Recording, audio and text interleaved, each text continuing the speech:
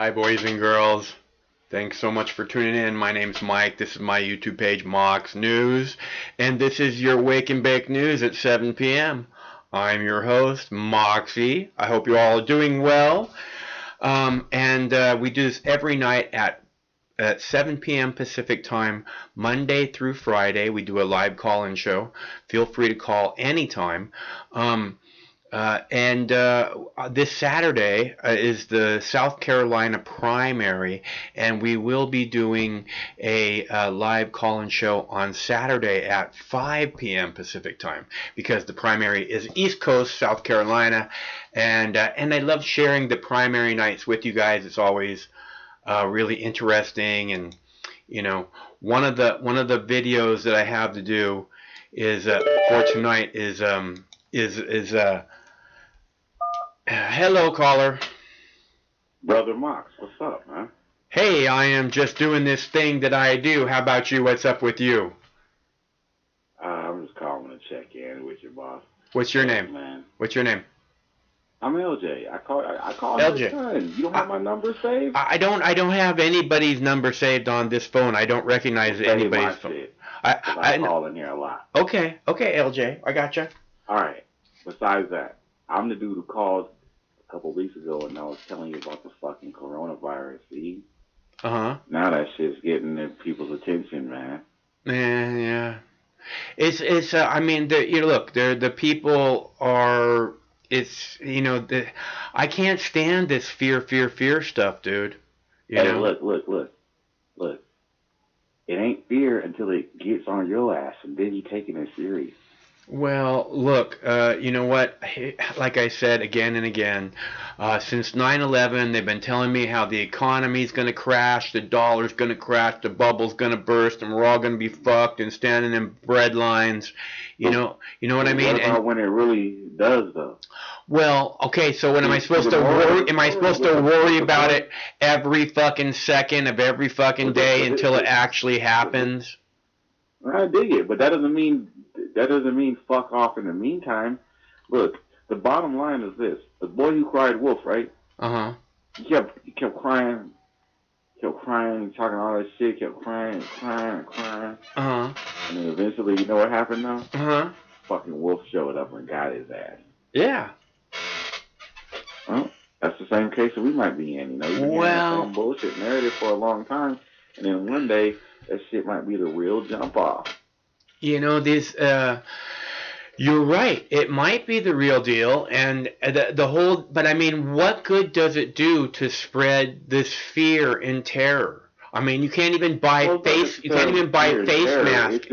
You can't even buy face mask anymore. It is fear and terror when the flu every year, the influenza kills tens of thousands of Americans, and they act like they could give a fuck.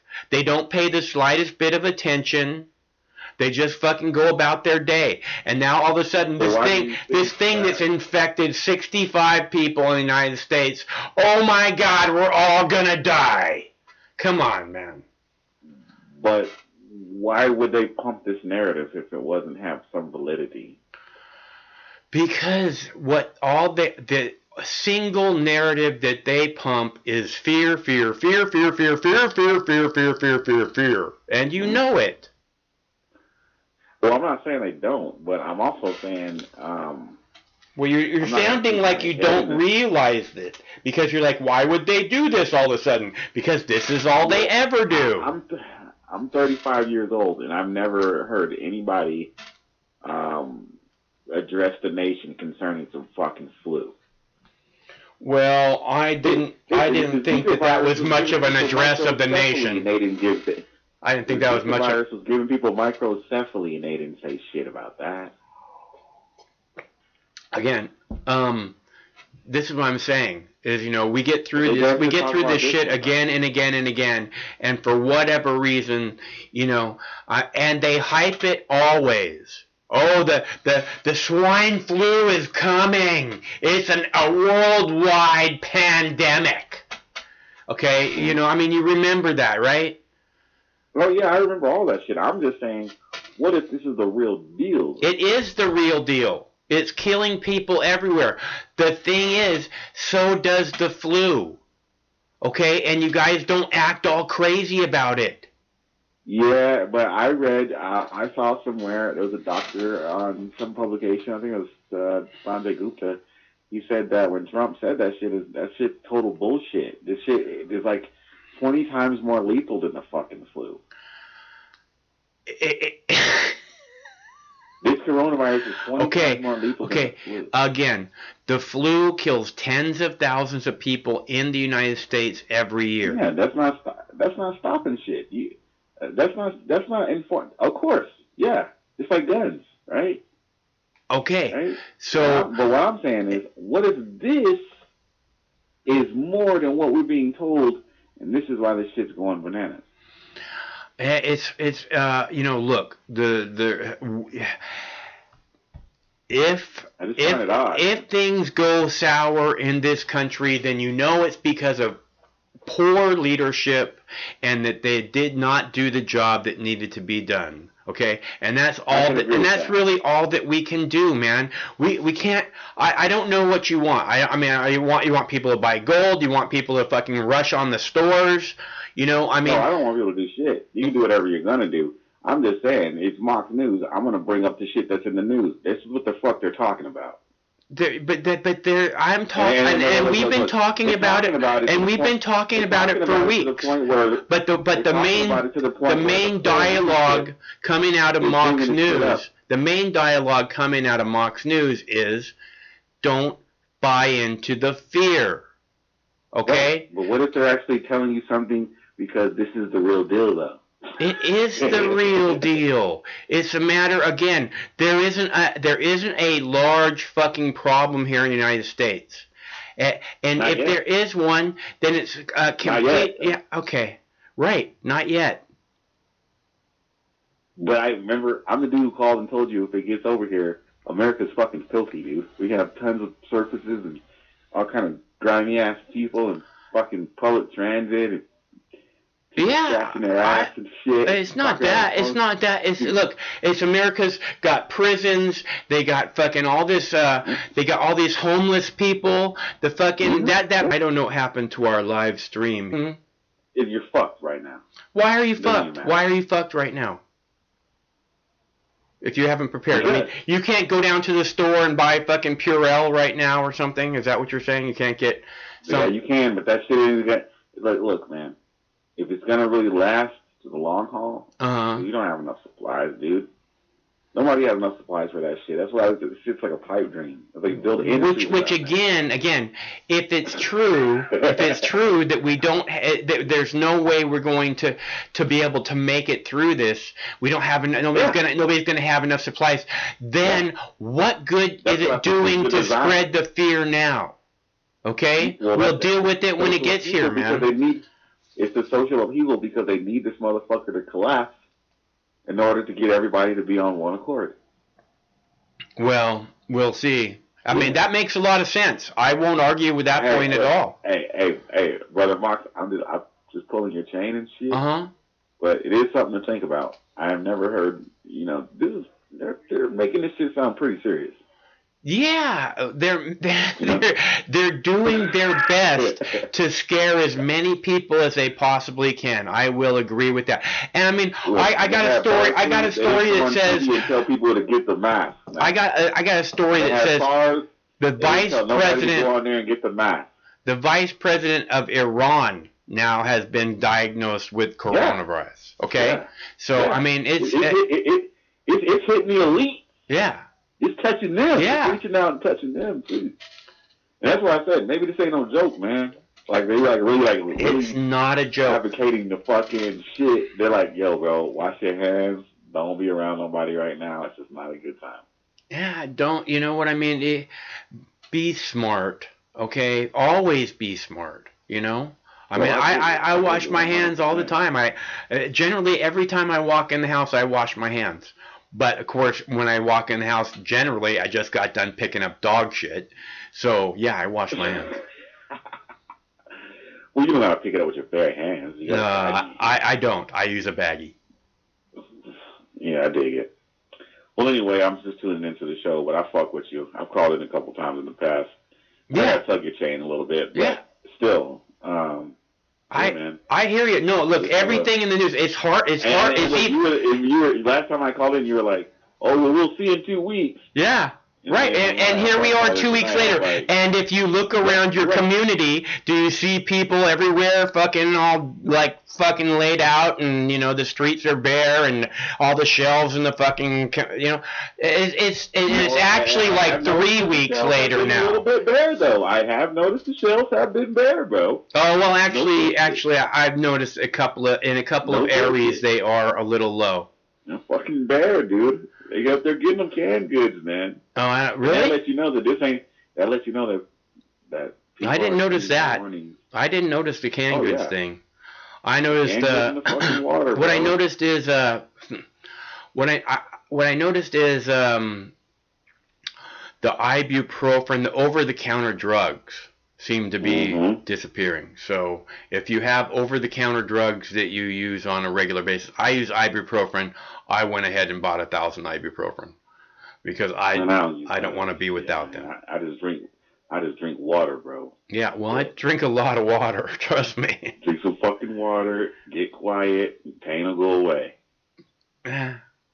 I take a couple ibuprofen and a bong hit, and I'm good. Trust me. Hey, I'm about to toke up right now. I'm in northern Colorado. I got some fucking Skittles at 28%. Nice. I got some Antero Kush at 21%. I never heard of that before. Antero, huh? Yeah, and I got some Candy Kush, Hybrid Indica, 22%. Oh, I heard that Candy Kush is really something. Yeah, I got some Cookie Monster at 24.5%. Nice. Yeah, so I'm about to chief up and just, catch a little bullshit and hang out. Sounds like a good plan, LJ. All right, bro, do your thing, man. Hey, thanks for calling. It's good to hear from you. All right, no doubt, bro. Talk to you soon. All right, peace. LJ from Colorado. And I have a locust video tonight. And I have, is that like the Freddie Myers? Where is that? I mean, what is that? That's not my local store. I don't know what that is. I have Turkish troops killed in action in Syria. I have France 24 update on the coronavirus. I have Japanese update on the coronavirus. They're closing all the schools like K through 12 in Japan for the coronavirus. I have a Tucker China. We get like so much of our medicine from China, and Tucker did a story on that tonight. I have that as a video. I have an interview with Joe Biden being asked if South Carolina is a make or break state for him. Coronavirus update from that's from ABC. That's from the U.S. coronavirus update. Lawmakers in Washington State are passing a law requiring sex education starting in kindergarten in Washington State. Coronavirus do's and don'ts. I know you guys want to see that. New moon. I had a new moon discovery, and alcohol causes cancer video, and Seattle school closes because of coronavirus. Let's play this. Which one was it? The new moon video, because that's what the title of the show is. So we'll start off with that tonight. One thing that this guy has been so excited about today, apparently this second moon orbiting the Earth. Yeah, he's been all over it. Take a look. It's circled in green. It's about the size of a car. University of Arizona astronomers discovered it earlier this month, but say it's possible the mini moon has been orbiting the Earth for a couple of years. We can say that we had potentially a mini moon for the past years, besides the moon that we all know. He says it'll probably leave Earth's orbit in a couple of months. I was sort of nerding out with some of the folks behind the scenes here. They say that it's 6 meters, so we had to quickly, of course, go, sorry, translate meters to feet. So it's really only about like 20 feet, maybe, kind of a thing. So yeah, a small car. And then somebody said, oh, speaking of which, isn't that Tesla still up there floating around? So we got to wait for those two to line up for the ultimate picture. But a mini moon, how cool is that? Are you going to take the moment now to promote your favorite website of who's in? Well, they don't cover the moon, but if you're wondering how many people are in space, I always say go to my favorite website, howmanypeopleareinspacerightnow.com, and it'll tell you who's up there, where they're from, what they're doing. See? Yeah. All right, so where's my Boo Bear? He's not on the riverbank. He's not with the butterflies. Where's my Boo Bear at? Huh. I better go check. He might be outside. So, yeah, Spacefarce. That is a good response to that. There is no doubt that Spacefarce, that the DVR, I mean, that the you know, these people with these space discoveries, it's so weird. They're constantly like, oh, we discovered this new thing in space, and it's like all this like you know, graphic depiction that's like, oh, it's all numbers, and we put you know, I don't buy a lot of what they're telling us, you know. But this new moon thing, I mean, it's like, oh, there's a new planet in the solar system. It's like, oh, see, now there's a reason to spend more billions of dollars in space. We just found a new moon around our own planet. Come on, man. Well, we should travel there right away. There might be people on it. Who knows what we might find, right? So anyways, that's what I am seeing about that. I thought it was kind of funny. It's kind of a desperation thing.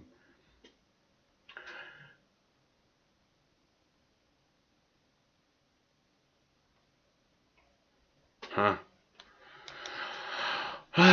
Okay, so I have another video. Which video should I play next?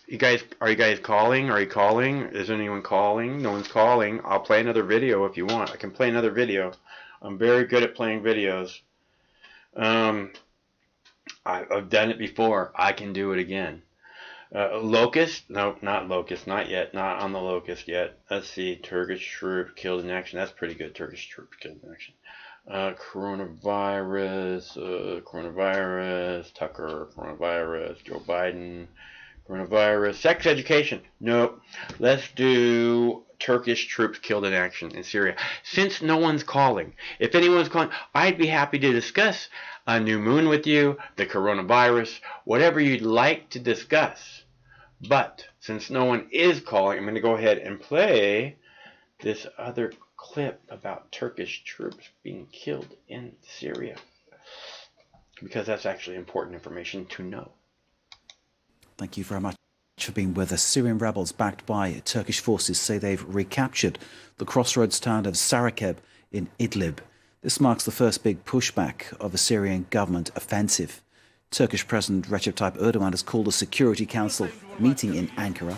Turkish soldiers were killed in the assault. The Turkish military is threatening more action. It's 3 weeks since the armed rebel opposition lost the town, which is at the intersection of two main highways, to the Russian-backed Syrian government forces. Meanwhile, 24 hours ago, airstrikes were carried out by Syrian and Russian forces that claimed 21 lives. School buildings were targeted. 7 children were among the dead. Over 1 million people now have piled their possessions onto any vehicle they can find to head towards the Turkish border. Joelle Basul is from Save the Children.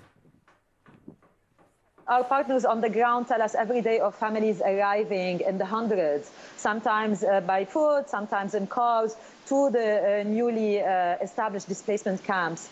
Some children have told us they've had to move 4 or 5 times before finding a tent or a safe place in a camp, sometimes sleeping under olive trees for a few days. Some of them are very young and only with their mothers, so the vast majority of displaced people now are children and women. They lack everything: water, food, shelter, warm clothes. So the dire situation that we've been talking about is really being compounded every single day that this conflict lasts. What we're seeing currently is a very high increase in the population density at the border with Turkey. So that area of northern Idlib, where people are just massing. And some of them, we have several families in one tent.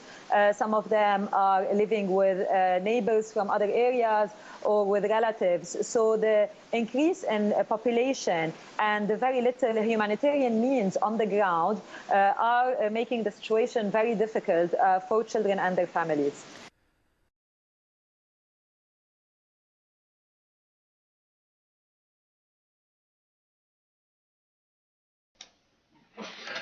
So, that's important because, there's other stuff going on in the world besides coronavirus, and it would be really nice to see Syria cooling down, but unfortunately, it looks like with the Turkey, it's going to just get hotter. So, so hopefully, we will be able to chill that out a little bit here in the very near future. So I'm ready for a dab. Are you guys ready for a dab? I'm ready for a dab.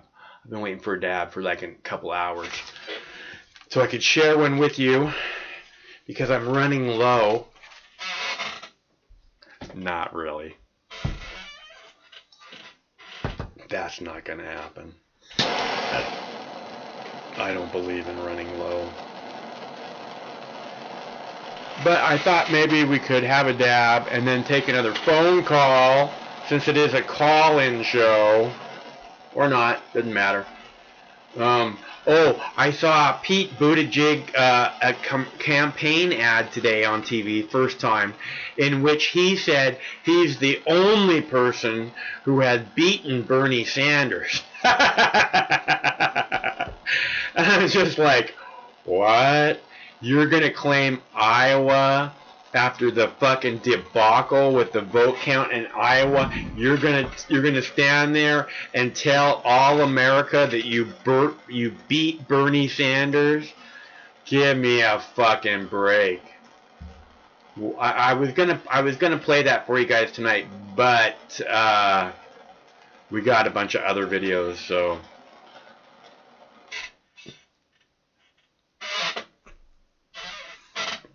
I couldn't believe it when I saw that. I was like, what? No. I had to rewind it and listen to what he said again.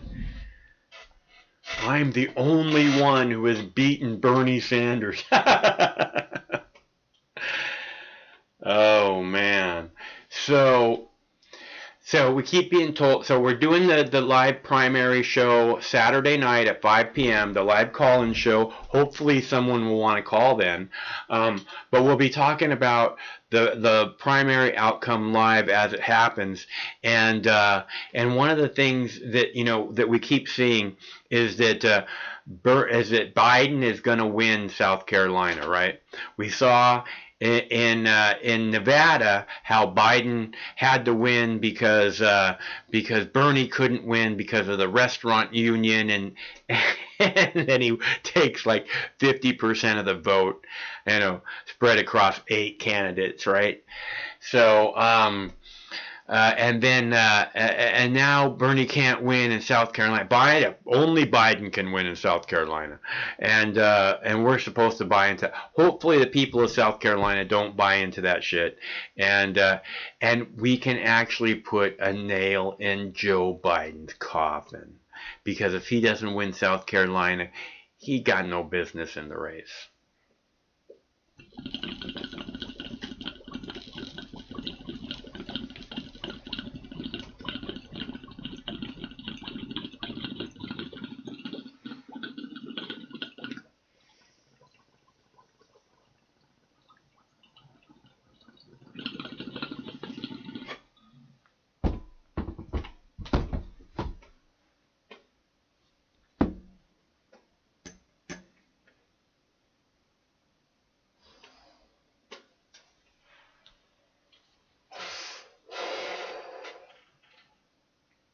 Yeah.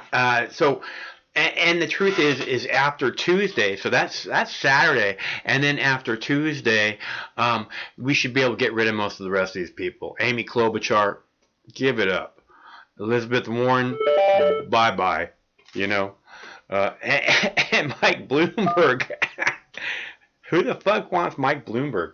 Hello, caller. Hey, so what's this about a new moon being discovered? I just played that video.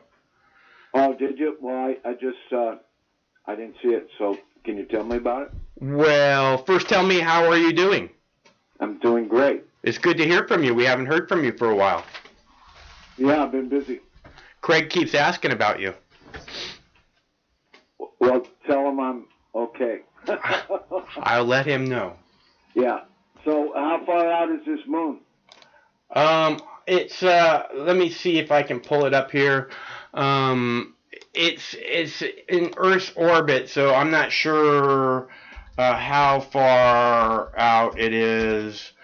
Let's see what they say here. It says astronomers have released new images of 2020 CD3, the new temporary captured object announced by International Astronomical Union's Minor Planet Center, February 25th. This tiny object apparently captured into Earth's orbit 3 years ago.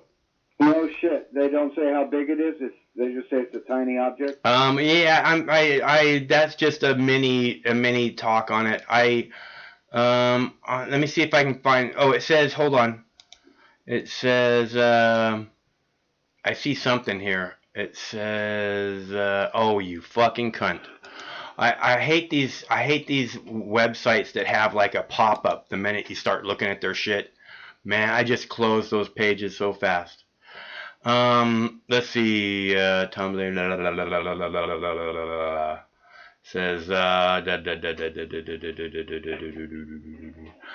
have it says, a 3-foot wide asteroid. That's it? I guess so. 3-foot wide asteroid. Until now, only one confirmed mini-moon has ever been detected. Oh, let's see. Astronomers, at least one mini-moon circling the Earth on a tiny side until I don't know. I don't know. I don't know if this one's a 3-foot one. Let's see, between 6.2 and 11.5 feet. The object appears to measure between 6.2 and 11.5 feet. Uh-oh, coronavirus. So, wow. Yeah, so it's just a fucking meteor or something that didn't hit Earth. It just must have been slow moving enough so it got wrapped up in the orbit. And yeah. But those things, when they come into the atmosphere that size, they'll fucking cause havoc and sonic booms. And oh yeah, the one that hit Russia a few years back. Right. Yeah. Yeah, it really made some noise, man. People was worried it was a nuclear attack. Right. Yeah. And then the UFO people were saying that the UFO saved us. They shot the asteroid in mid-flight and broke it into pieces. Well, yeah. I think that would make a great video game. Yeah, well. So, what you been doing, Mike? I hear you got one case of coronavirus up there. Yeah, they closed one of the Seattle schools today because of somebody who worked at the school is sick. And they just got back from traveling, so they shut down a school so they can disinfect the whole thing. They're trying to disinfect LAX every hour on the hour, from what I hear. Whoa! Wow. Yeah, it's. I don't know if it's more blown up. I guess it's exceeded MERS by double, at least. I think, right? You know, the Middle East. Yeah, I think it has exceeded the other viruses, the other ones that the coronaviruses. Well, I'm feeling good, man. I'm fucking outdoors every day, just working, and I feel great. Yeah, I go out. I mean, we go out and walk every day, and it's no big deal. I keep telling people, look around. If you don't see some difference in your world, there isn't a reason to be experiencing fear. Just because people on the TV tell you should be afraid, because that's all the motherfuckers on the TV tell you. And the Dow went down like 3 days in a row or something like that. I haven't been following the stock. Every day this week, so I guess 4 days. Yeah, well, that's just a sign of how powerful media can be. If a rumor or a disease or a virus on the other side of the planet can make the New York Stock Exchange people lose millions and millions and millions of dollars, I think that's more an indicator of how fucked up our media to population system is, rather than how fucked up our healthcare system is. I'm not saying it's not a real thing. Yeah. No, I posted a video yesterday of Tulsi Gabbard. I don't know if you saw it or not. She was talking about, it was an interview with Neil Cavuto, and she was saying that it's wrong of some people to be saying that this virus is coming here and it's going to kill millions, I mean, literally, that's what she said. And, that's what I keep saying. These people are like yelling fire in a crowded theater, and somehow, they're not being, they're not being a danger to all society.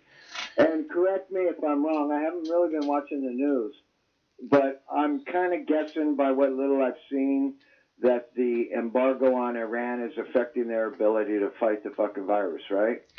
I haven't seen anybody actually saying that, but it would be my guess that the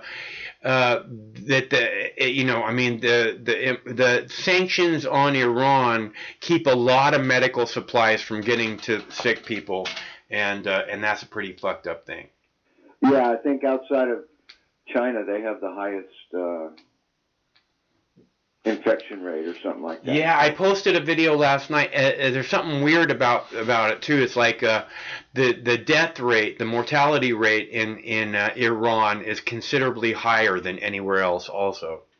Yeah, well, that could have something to do with supplies, though, like you're talking about.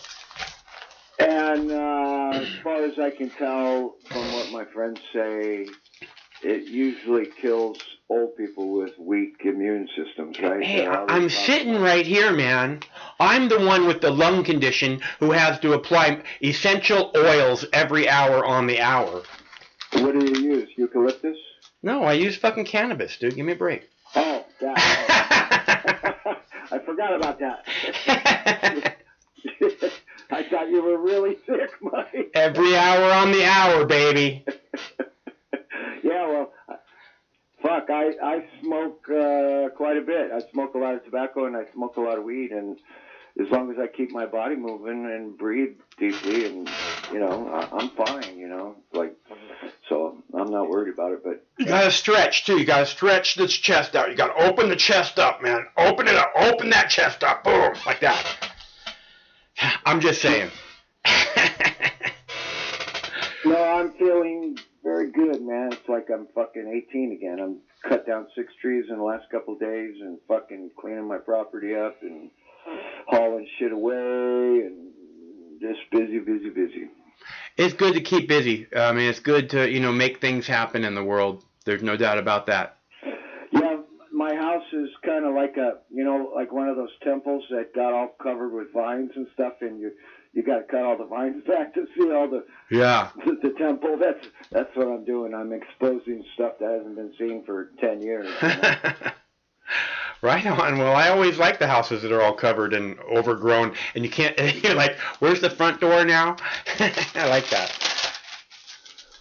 Okay, Mike, take care. Hey, it's really good to hear from you. I'm glad that you're doing good, and I appreciate. I hope that we hear back from you again before 4 weeks or whatever. All right, but that's not a moon. I don't know why I don't know who called it a moon. CNN or CBS or somebody. Everybody's calling as a scientist, the fucking bullshit scientist community. I don't.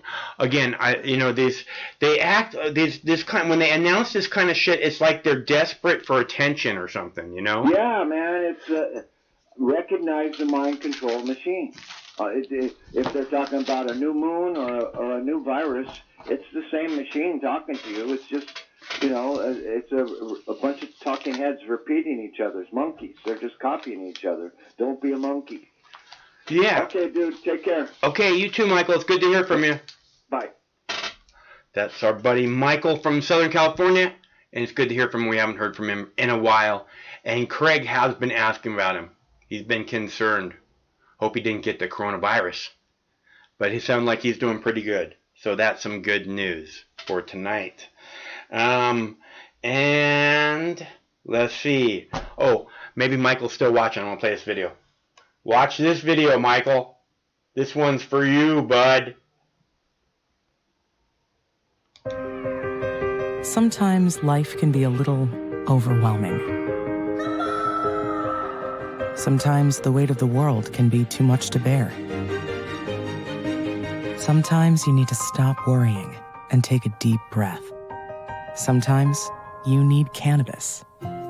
Introducing Brightside, high-quality cannabis delivered right to your door. Brightside offers an extensive menu of strains and products to meet your needs. Choose the experience you want, and we'll send you the dankest herb, the real sticky icky, some top-shelf marijuana. If you like what we send you, keep the whole jar. We'll even include some nugs for you to blaze. As part of Discovery, you'll get to try new strains and products. Side effects may include euphoria, increased appetite, uncontrollable giggles, elevated sensitivity to musical dopeness, and reduced anxiety. Tetrahydrocannabinol may also induce feelings of existential well-being and relentless optimism. With a Brightside subscription, you can get it once a month, once a week, or whenever you want, all at a price you'll like. And yes, this is a real company. Do you know who I am? You're the wizard. Ask your doctor if cannabis is right for you. It probably is. Keep it Brightside.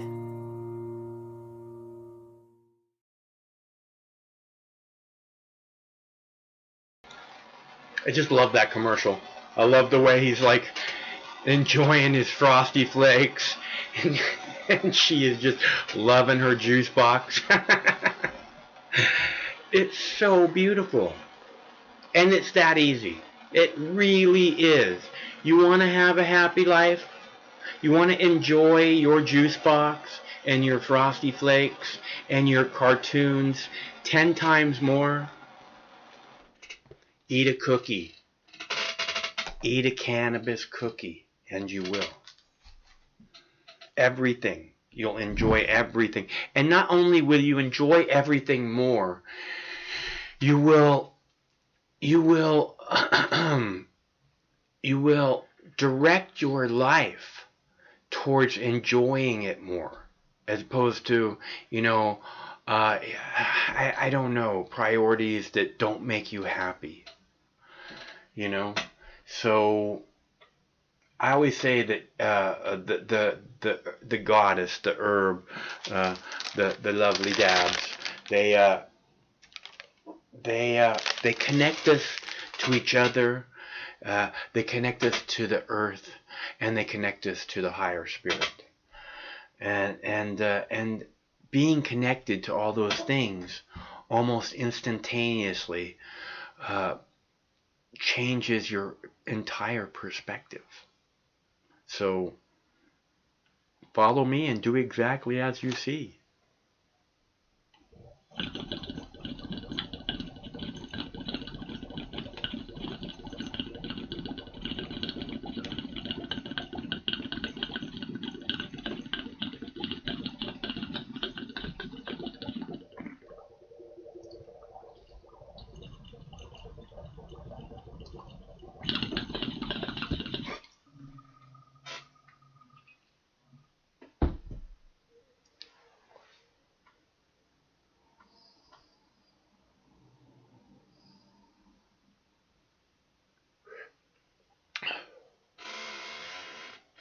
Whoa. That was a motherfucking big hit. Whoa. Whoa. Whoa. All right. I have more clips. No one's calling. I will continue to play clips.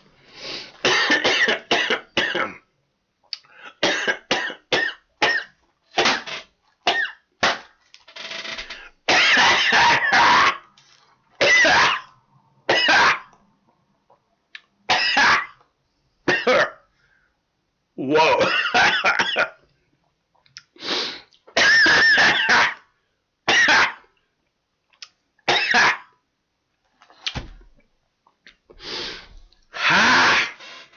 Okay.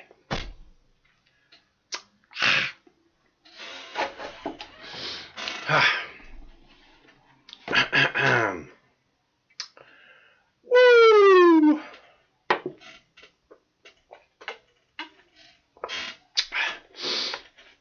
All right. Woo. Ha, ha, ha. Oof. That was a big hit. All right, almost ready. Hold on, one sec. Okay. I will now play. I'm gonna go heat up my tea. So I'm gonna play a clip about Seattle school, local Seattle school closing because of coronavirus fear. No country should assume it won't get cases. This is a time for taking action now to prevent infections and save lives now. That is the urgent new warning from some of the world's top doctors about the spread of the coronavirus known as COVID-19. At this hour, more countries are confirming new cases in new places, while other nations take drastic steps in an effort to slow rapidly growing outbreaks in their countries. Right now, there are more than 82,000 people around the world who are sick with the virus. That includes one Northern California woman who doctors say might have gotten sick without traveling or contacting anyone known to be infected. The CDC says her case could be the first sign the disease could spread rapidly within a community in the U.S. For the first time, health experts say there are more new cases identified outside of China than inside the country. The virus has also reached every continent but Antarctica. This morning, Japan took the major step of closing all of its schools for a month. That to contain the country's outbreak. The decision is set to impact nearly 13 million children. But they're not alone. One local high school in our area is closed for a deep cleaning while someone related to a staff member is hospitalized awaiting test results for the virus. KOMO's Denise Whitaker is in Bothell, where the high school is anxiously waiting for those test results. Classes here at Bothell High School canceled today while janitorial staff is going to get in there and get everything cleaned and disinfected.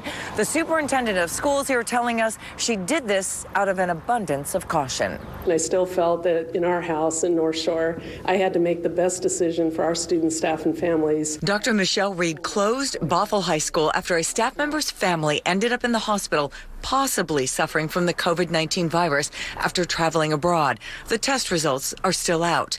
Dr. Reed tells me she's working to be transparent and provide information to minimize fear. And I don't believe that closing one of our 33 schools for a day to do deep cleaning after receiving the information we have incites any type of panic. Riley Pirak, a sophomore at Bothell High School, talked with us on the phone about this viral threat. I know it's kind of scary and people are scared, but we have to kind of trust that as long as we take the right precautions. Did you have to bring in any additional cleaning supplies or anything for that cleaning and disinfecting, or supplies that were already in the system? That's a great question. I believe most of the supplies were already in the system. We did take our public health department recommendation. They sent EPA-approved disinfectants that are approved for this purpose. While staff cleans Bothell High School today, the staff member is home on a self-imposed quarantine. Well, the situation sucks. I'll just make the best of the day and get extra homework done and hang out with my family.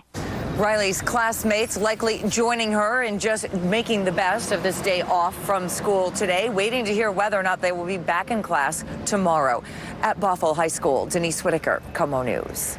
Superintendent Reed said she will make that call late this afternoon. She also would not divulge where the staff member's family traveled over the winter break or what that person does at the school. Let's go live to Capitol Hill right now, where another House panel is getting ready to resume its questioning of the head of Health and Human Services about our country's response to the coronavirus outbreak. This is the third straight day Congress members will question Secretary Alex Azar about the plan to prevent the spread of infections in the U.S. This morning, we've confirmed that a Seattle-based medical research facility expects to be the first in the country to start clinical testing of a possible coronavirus vaccine. Kaiser Permanente told us it was picked by government health agencies to start testing that potential vaccine. A spokesperson says the testing is expected to take a little more than a year. However, the trials are still awaiting final approval. And Molly, let's take a look at markets right. All right. So I thought that was pretty interesting today when I saw that. The school closure, I think I have another video from the Japanese news, and Japan is closing all their schools. So, which, again, I'm not saying that shit's not happening. I'm just saying, don't get all terrified. Hello, caller.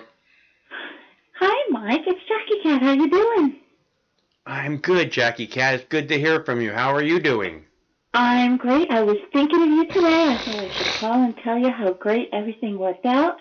Because I was at work, I started to get a little aggravated with somebody, and I immediately thought of you, saying you're not eating enough marijuana.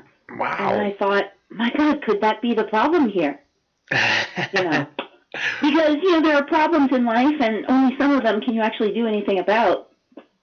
Well, I can almost always guarantee that when I get into those kind of situations, that's the first thing I always think. But it's not about me. It's pretty obvious who's not eating enough marijuana as you walk around as you walk through the grocery store. I'm telling you right now, it's really obvious who's not eating enough marijuana. So naturally, since I was able to actually just go ahead and eat some marijuana, because what's the worst thing that's going to happen? Nothing. You're going to smile? Exactly. So, and I'm not sure, but I think maybe it worked, because I noticed about a half an hour later, sitting with the same client, and I was able to just think, wow, this lady is so bitchy today. Maybe she needs some extra love and understanding, because, it was just such a hippie moment, and I thought, that's cool. I could go with this. That's what I keep saying is, you can't blame the people because they're locked into whatever kind of negative trance it is that they're locked into. Absolutely. It's like, it's not who they, I don't think it's who they choose to be. I think that there's this outside programming that directs you, and that's probably a big part of why you're unhappy, is that you're not choosing who you want to be. Absolutely. And also, having that really solid feeling that, like, wow, this has so nothing to do with me at all. People lash out at you sometimes. It's nothing. It's nothing about you. Well, that's personal head trip. I say hi to everyone when I walk through the neighborhood and stuff, and every once in a while there'll be someone who doesn't say hi back, or give you, and just kind of looks away, and that person, it's really sad that that's who they want to be, and it's hard to understand, and it's got to be some kind of a fear-related thing. I suppose so. I think you're right. Then there was another person I ran into today who was an older lady, and she's telling me how much her back is hurting her. She's having lots of troubles, and she goes for these shots and these treatments. It's not helping, and now she's got to take opiates, and she'll probably never poop again. And I said, you know, maybe you're not eating enough marijuana. And she said, you know, I was thinking that. And that's the thing, is a lot of people are thinking that now, and that's partially why I bring stuff to my neighbors. I take my neighbors cookies, I bring them candies, all kinds of stuff. Yeah, I had brought this neighbor some of my brownies, and so when I said it, and she took them, and she kind of had like a little giggle, like woo, you know. Yeah. And I guess she put them away in her freezer, and I said, well, sweetie, they don't work as well in the freezer as they do if you eat them. Yeah, And absolutely. she said, oh, yeah, I guess you're right. You know? Yeah, I hear you. Listen, you know, if you need support, you know, call me up. I'll hold your hand. I'll talk you down, whatever it is. You know? Because I thought, geez, maybe it's hard for people that never... I'll come over and we'll order a pizza and put on SpongeBob, and it'll be the funnest night ever.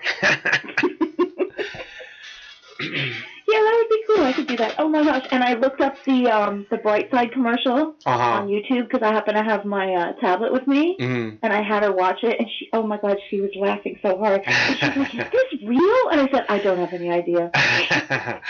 I don't think it's real. I've looked at their website. I think it's a mockery, you know, a docu-mockery kind of thing. Well, it's wonderful. Whatever. I love it so much.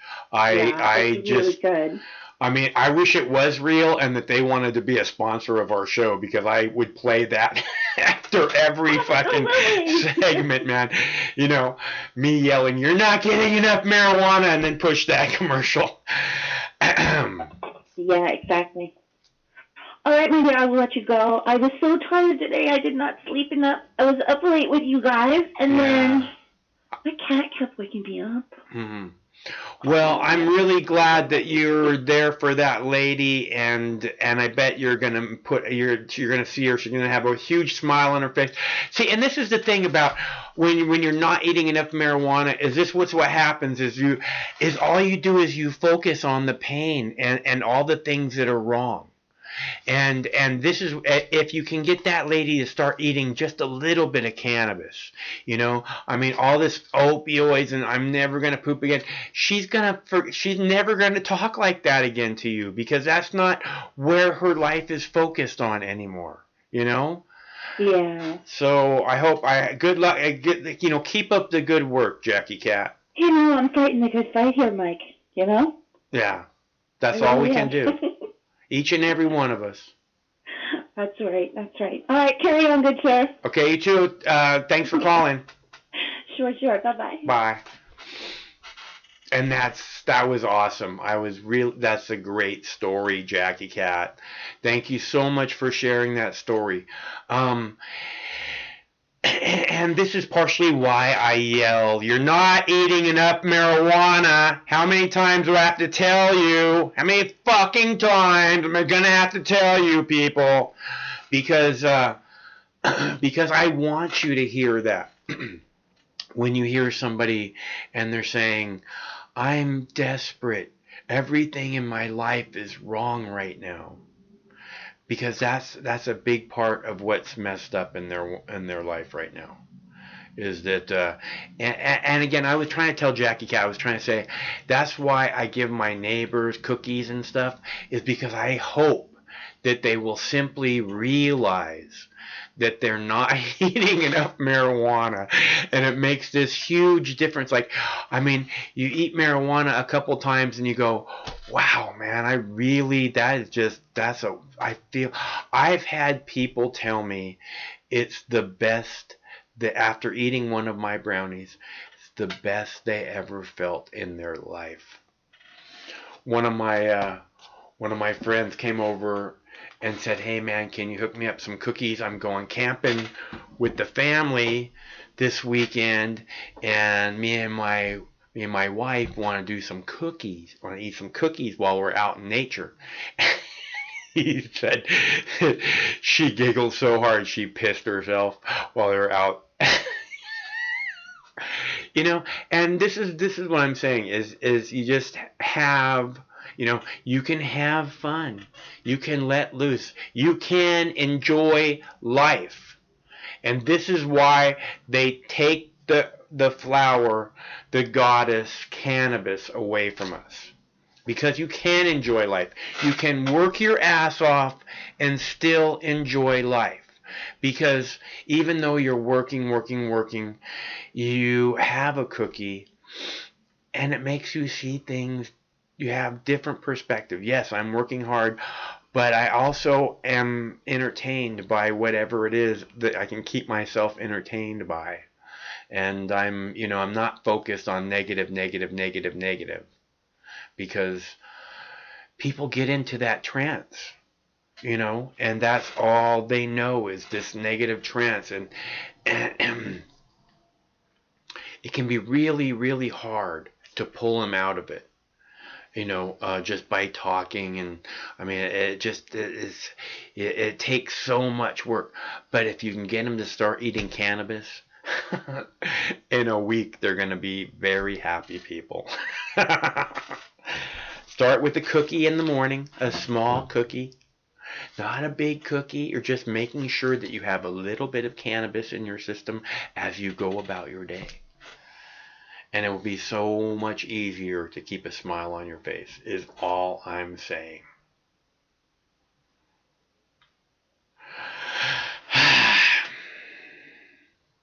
And there's all this stuff on TV that they try and sell you day and night. This is one of the worst parts of the news, right?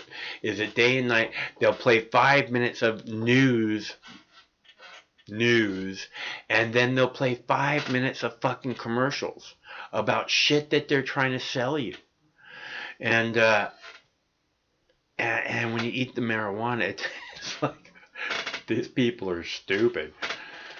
I mean, it's like, nobody wants your shit. Go away. We don't want your pharmaceuticals. We don't want your fucking gas commercials. Why does a giant gas corporation have commercials on TV about getting energy from algae? The new technology of algae. Like they're ever going to use algae for anything. They're just acting like, oh, this is the future, and we're right here at the beginning steps of the future, and baby stepping everything. You're not making anything. They have billions and billions and billions and billions and billions in profits. They could be making anything happen. The fossil fuel industries alone could be building the new infrastructure for the 21st century. But that would be a huge mistake on our part, because we have to, even though it's going to cost twice as much or 3 times as much, we have to build a 21st century infrastructure, which is, and looking even to the 22nd century, and that's going to involve a lot of non-fossil fuel type energies, even though electricity isn't necessarily a non-fossil fuel energy, because most a lot of electricity is generated from coal and other petroleum products. So it's not like there's no carbon footprint to energy. To electricity. Although, if we were doing a giant infrastructure project to build a 21st century infrastructure, one of the things that could be involved in that is to be putting solar panels on everyone's house that can get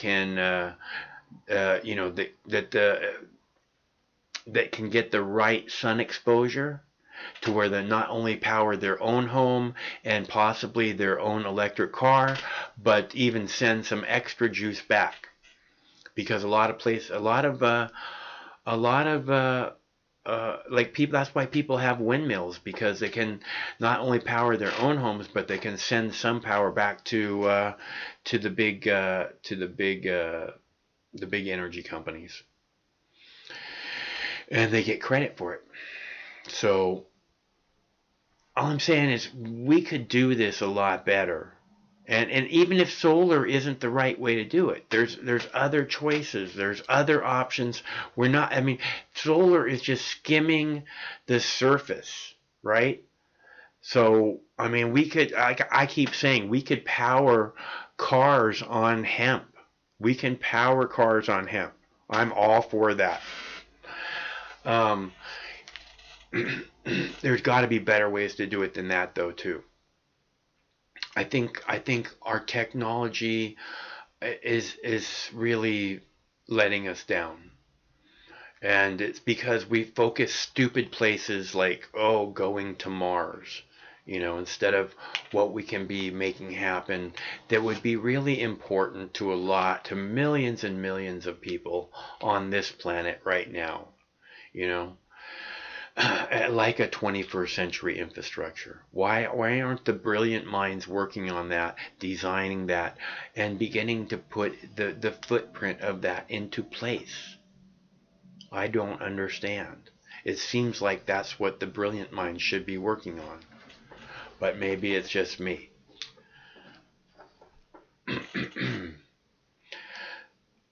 Anybody thoughts? Any thoughts, anybody? The do not disturb is not on the phone. I can sit here and talk forever.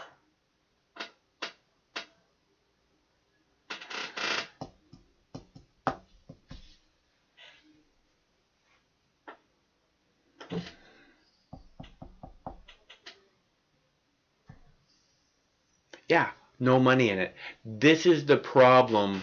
This is why we don't get a 21st century infrastructure, is because the people who control the money act as if there's no money in it. But there's giant money in it because this is what made America great in the first place, was that we had a modern infrastructure and we, took over the Industrial Revolution. Hello, caller. It's me again. I have one more quick story. Okay, what's up, Jackie Cat? Okay, so, the whole vape thing and oh my God, this vaping is terrible. It's going to kill everyone. Yes.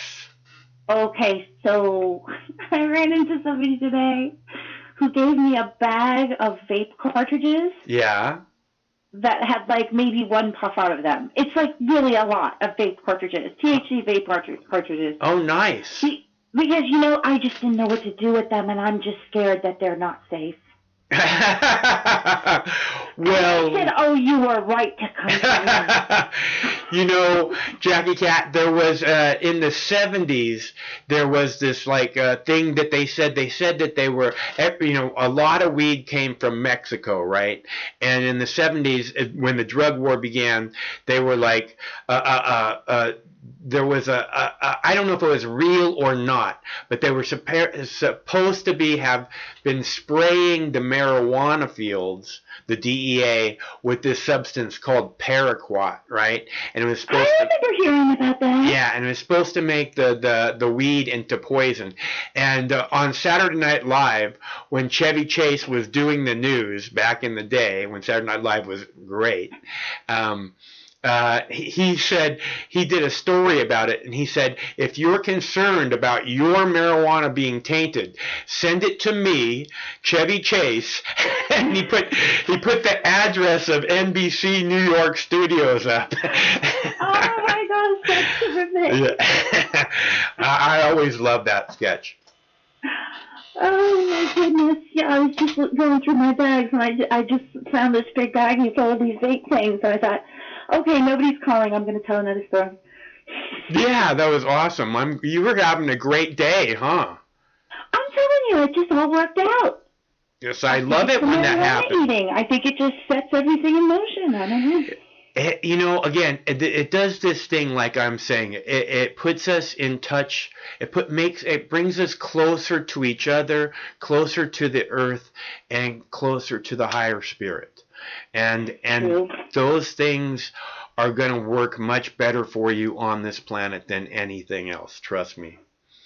Indeed. Yeah. Hey, it's great to hear from you again. Thanks so much. I really love that story, and you gave me a chance to talk about Chevy Chase when he was funny. Oh my gosh, I used to love Chevy Chase. I remember watching that when I was a little kid, staying up late, sneaking down to the TV room. Well, those were, that was really kind of racy television back in the day. I guess it was, huh? Yeah. I guess it was. All right, carry on.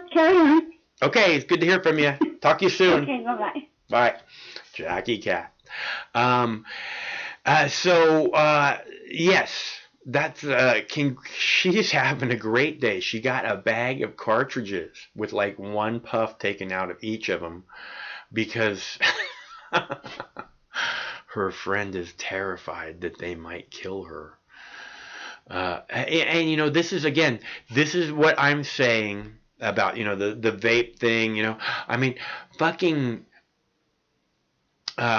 cigarettes kill 1 million people a year in India, right? And India bans motherfucking vapes. You can't import vapes. You can't import vape juice. They ban it. And so there's this alternative which may be dangerous for some people. And and they're like, oh, ban vapes. I mean, compared to 1 million people a year from cigarettes.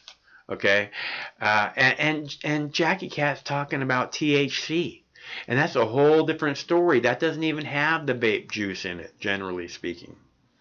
If it does, it has very, very tiny amounts of it, because you got to get the stuff down or whatever. But it's really hard to mix with it, so it's not a common thing that you see. It's usually just THC and other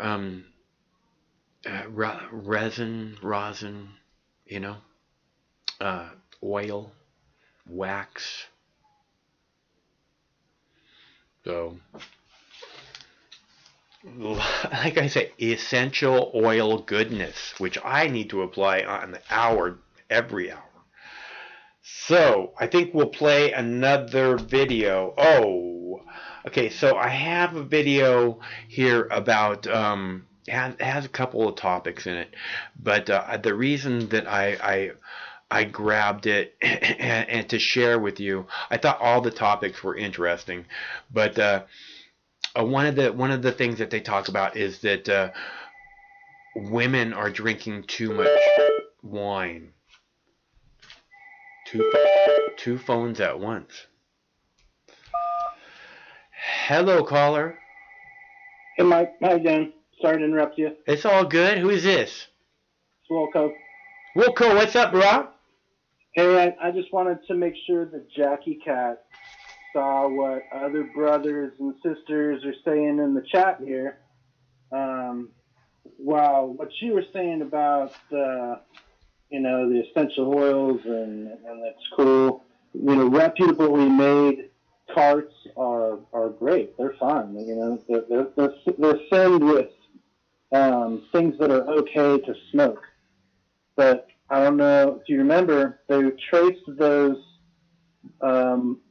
The majority of those folks who, even though they ended up banning the flavored vapes, and it seemed like that was from big tobacco, but the majority of the cases of the lung illnesses that killed some people were, they also admitted to using black market cartridges that they got because they live in legal states. Yeah. So they can't just go to the store and get branded shit at the dispensary. Right. Which, as Andrea Cooper mentioned, they're suspicious of that too. And I myself would be too, because I'm not sure that dispensaries are necessarily reputable when it comes to even the flowers that they're selling. So I could see cartridges also getting in. So not to cause, I know we don't want to cause any fear, but I think it's really important that Jackie Cat at least hears that to make her own decision on where those carts might have came from.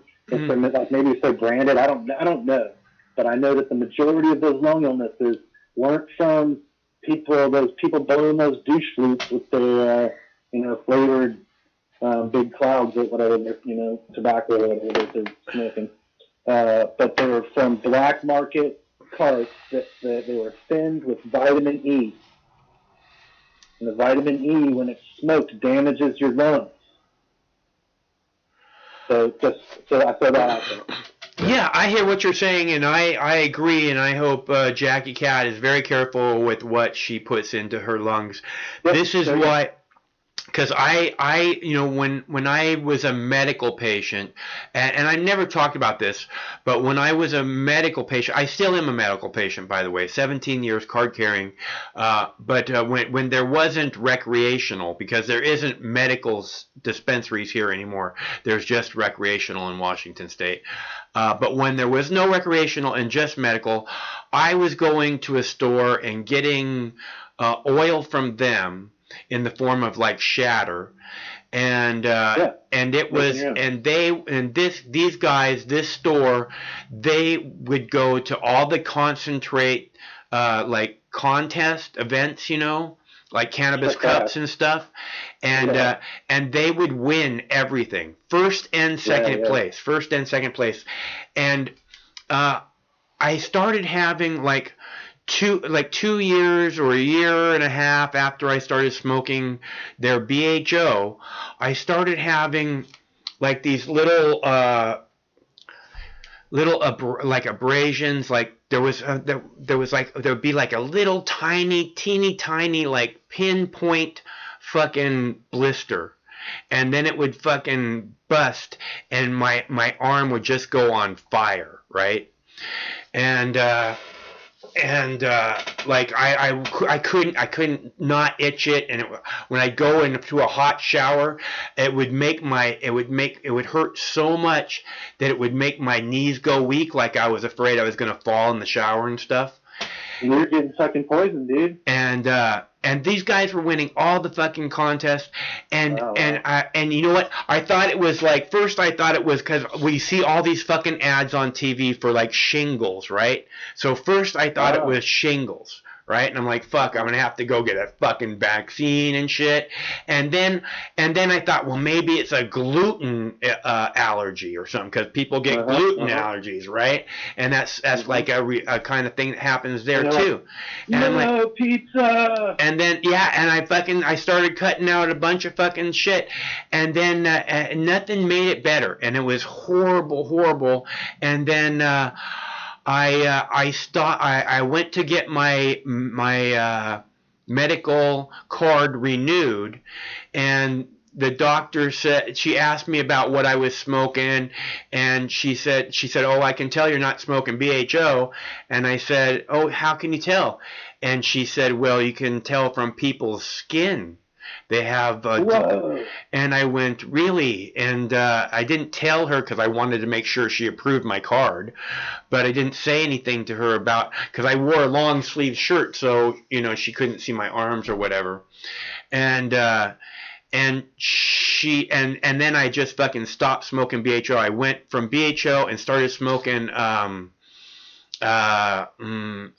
hash, the bubble hash. Yep. Yeah, which was just, it was honestly, that shit's so much better than fucking BHO. Oh my god, the good stuff. Yeah. And you can press that stuff. Yeah, you can press it too. I haven't tried that, haven't figured out exactly how that works, but that stuff is so much better than BHO. But when I started smoking that made it, I started healing, and it took, honestly, I believe just in the last year, it took like I started smoking that, and then I found the flower rosin, and then, I kept, because like all this time when I was smoking this BHO and everything else, even the bubble hash and stuff, I was like, man, I wish I could be making this at home so that I know what it's made out of, and then I found the flower rosin, and then that was like just as good or maybe even a little bit better than the bubble hash, and I started smoking that, but that shit was fucking expensive, man. And then I was like, and then I figured out how to do it with a curling iron or a hair straightener, right? Yeah, that's what I did too. I did it, and I was like, hey, this works. It's for real. I want to fucking get me a press right now. And if I can prioritize that shit, and I made that happen, and that was like pretty much the best fucking stoner thing I've ever bought was a proper flower press, you know? Yeah. So, and now that's all I smoke, so. Yep, that's what I do. Yeah. I haven't had flour in a while since I got my press. Yeah, but flour tastes a little bit like a campfire. You know, there's just a lot of extra stuff in there, man, and I get lots of awesome flavors out of the flower press, and I mean, I get like I keep saying, I get like an apricot out of that fucking Nomo Otto, and it's awesome. Yeah. So, the terpenes come out. Yeah.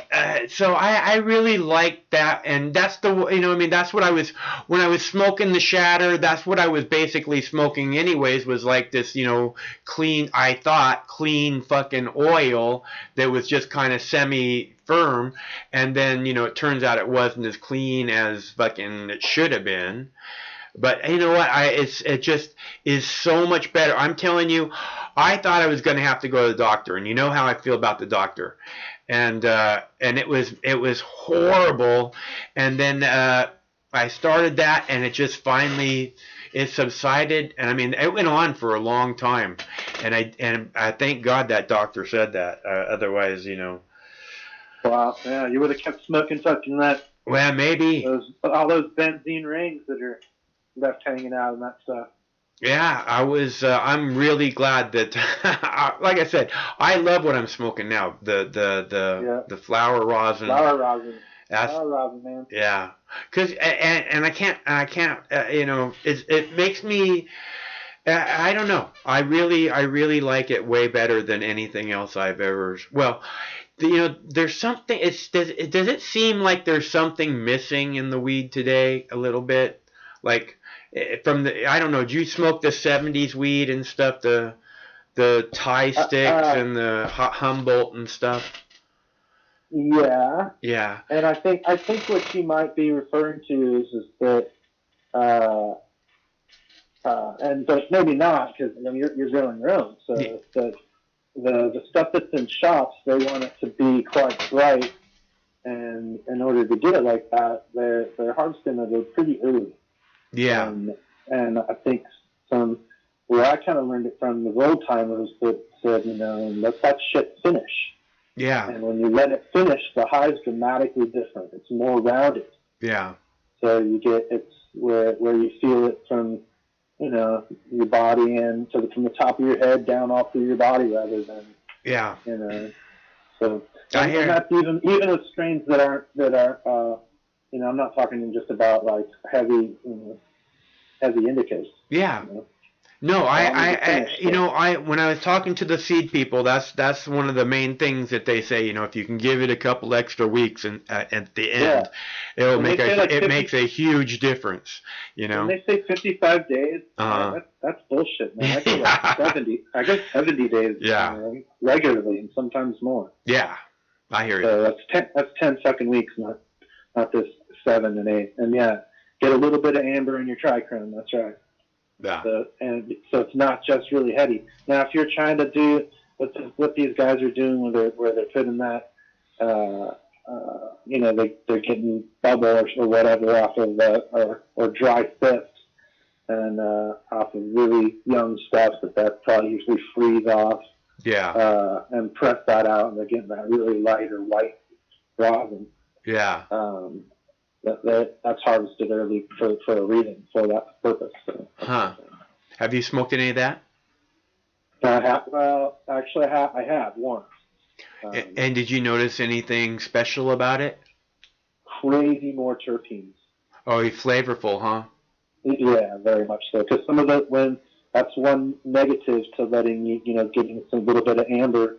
A little bit of age on some of the trichromes is that you start losing some of the more volatile terpenes. Well, I do love flavor, I'll tell you that. Yep, but at the same sense, you're also probably losing some flavors that you don't like. Maybe, I don't know. A little bit more. But I think you get a more rounder high, like you're talking about from weed in the 70s and early 80s. That was still we got fucking high as fuck, right? It was, the thing is it was, I got some Thai stick that was about the size of a quarter around, and it was, I could take two, I could take like. It's supposed to be opiated. Well, I don't know that it was, but I could take. I've had some that was, and then I had the fake shit. Yeah. But the real stuff was, man. Well, this was really good. Whatever. What I'm saying is, I could have like two puffs off of it, and I just couldn't take another puff. I just could not inhale one physically. Crazy. Yeah. that had been like they steamed it with like opium smoke, dude. Yeah. I don't know. We used to smoke a lot of opium, and it seemed different than that. Dude, I smoked opium on that shit. Yeah. Holy fuck. Yeah. Awesome. And I was like only like one time, and it was probably 1986, something like that. But it's not just a Thai stick. I mean, I had some Colombian gold one time, and it was like this. And there was seeds in it, and I was like, everybody was like, "Oh man, I wish we had a joint." And I remembered that I had a bag in the bottom of my dresser that had been there for like 2 months or something, and I pulled it out, and we rolled it up, and we got so fucking high. We're like all just laughing our ass off, And the Humboldt, man. I used to see those guys would I live in Morro Bay. I lived in Morro Bay, and everything. That was amazing. Yeah, everything came into Morro Bay, into that little fucking cove right there. That was the fucking mecca, and in high school I could get the best buds in the world. 24 hours a day. And I'm telling you, they would have, these guys from Humboldt would come down, right? And they'd pull, like those big worker, like construction worker thermoses. They'd pull a box out like that, and they'd pull a bag out of the box, and it would have one bud in it, and it'd be like the size of a fucking Nerf football, and your mouth would just start watering, Oh, shit, yeah. Yeah, in the Midwest, like in November, we'd be blessed with a little bit of that Humboldt yumminess. Holy crap, that stuff was delicious. Yeah. And yeah, it's different now, and I wish we could have maintained some of those parent strains that have now, they've crossed shit, and so many people have made their own seeds, and so there's nothing like, there's no OG Kush like the old OG Kush.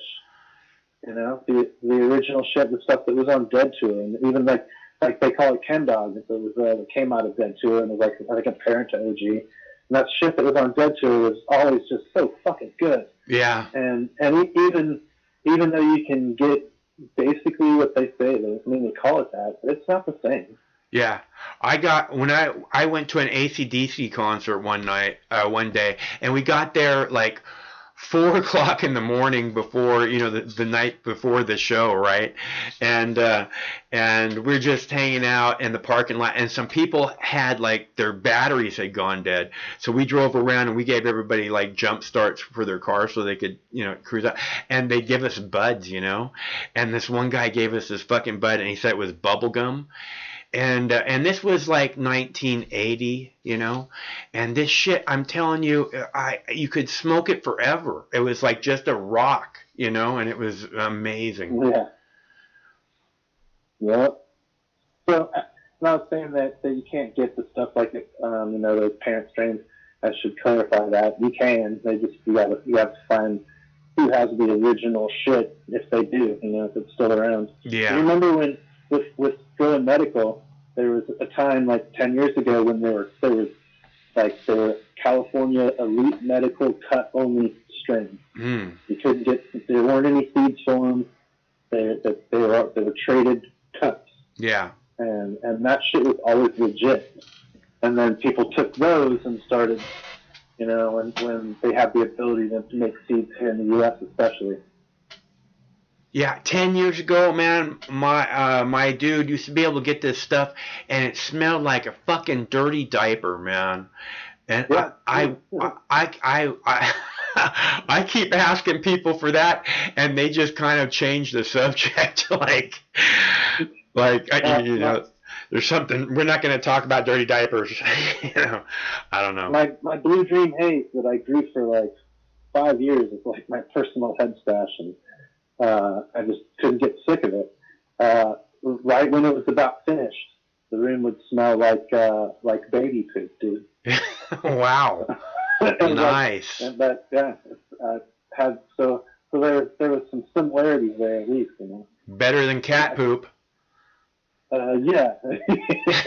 Well, I mean, it smelled good, but it just had that that sort of reminds me of changing diapers, you know? Yeah, well, that's what, you know, I could never come up with a name for it, so we just called it the dirty diaper weed. I asked the guy, what strain is this, and he couldn't figure out what it was. And so we called it the dirty diaper weed. And he'd call me up and he'd say, hey, man, I got that dirty diaper. And I'd be like, well, bring that shit over. You know I want some. Mm-hmm. Because... Hold My Beer is saying, I thought it was called cat piss. Cat piss. Well, you know, I know the cat piss. I don't like cat piss. I don't want my room to smell like cat piss. And I know the cat piss. I don't care. It's good. It makes really good butter, but I'm not a fan of it. I like things that are more either like I like really stinky, like super skunk, or I like very fruity if I can get it, or very citrusy, fruity if I can get it. You know, I guess. Yeah. Yep. But I don't like flowery so much. I never have liked flowery. Oh, the Pez. That's one of my favorite. You know, Pez. For a long time, I would get this, and I would be like, man, this smells like some candy, and I could never place what it was, and I didn't know it was called Pez, and it smells like Pez, dude. Oh wow, it's called Pez. You had some Pez one day, and you're like, damn, that smells like my weed. Well, somebody told me, no, it just smells like Pez. I go, fucking yeah. Yeah, that's it. It's because you know what I'm talking about. Do you know that strain? I don't. No. Oh yeah, that's one of those old school, you know, clone only strains. Oh, interesting. Okay. Yeah. No, haven't had that one. So anyhow, I wanted to call in and make sure that Jackie Cat was educated, and she was mentioning in the comments that she is, and it's all cool, so I can relax now. Won't have to worry about her getting sick and messing up her voice. I think people mentioned that wouldn't want to mess up her beautiful voice. Yeah, for sure. I agree with that. And with quality carts, that's probably a good way to do it.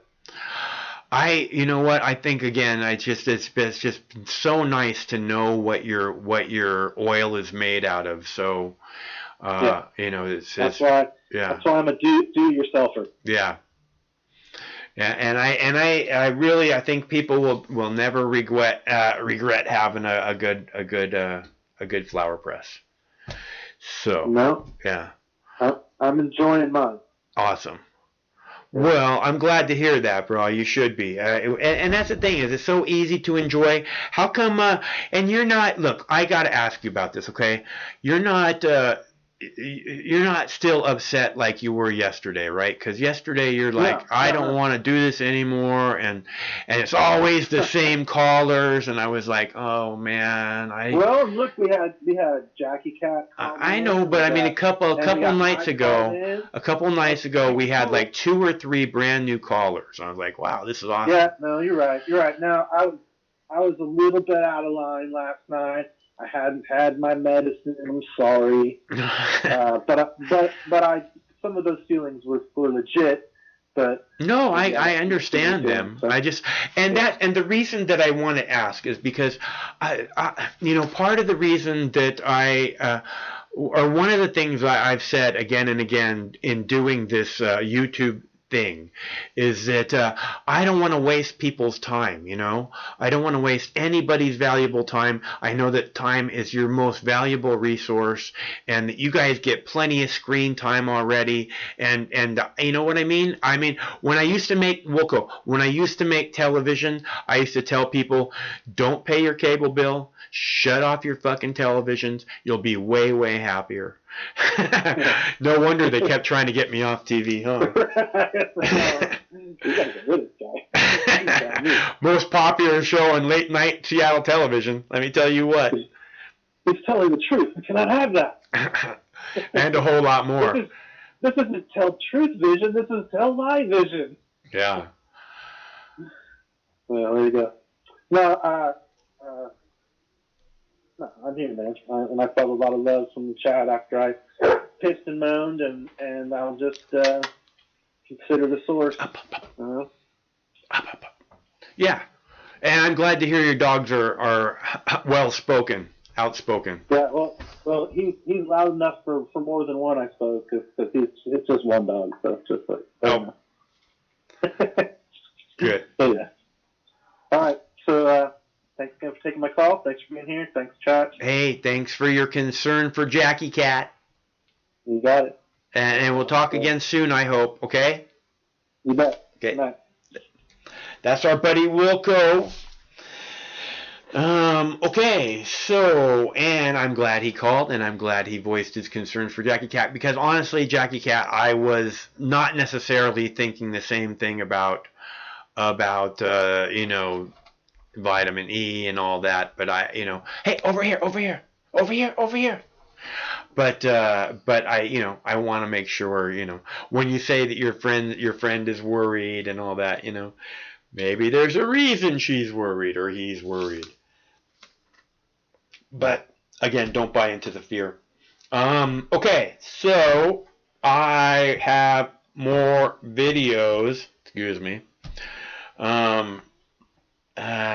And again, this is one of the things, as I was just saying to Wilco, if you guys, I really like touching bases with you. I really look forward to doing it. If you think we should do it, you know, like 3 times a week instead of 5 nights a week, you should let me know.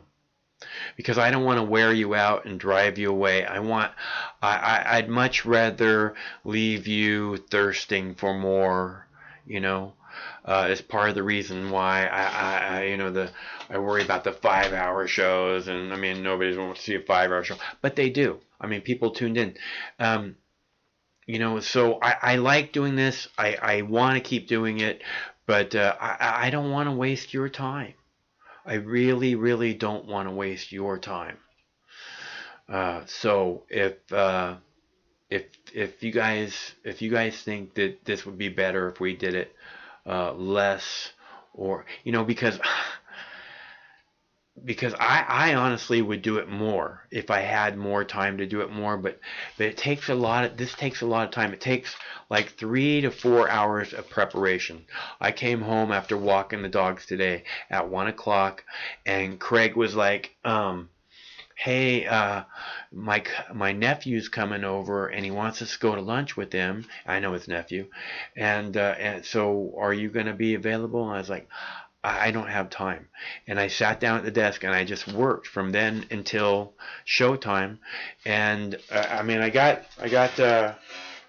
14 clips. Of course, one of them is Brightside and one of them is fucking Tiger. But I have, you know, and it took all that time. I'm telling you, right up to the last minute, right before the show, to get all this lined up. So, and that's starting with again, early. You know, that last clip I played about the Seattle school closing was from 11 a.m. You know, so I go through a lot of news and I make sure, and so it takes, you know, 3-4 hours plus to set up the show, and then there's like a 3-hour show, you know, a 4-hour show, a 5-hour show. So I don't want to waste your time.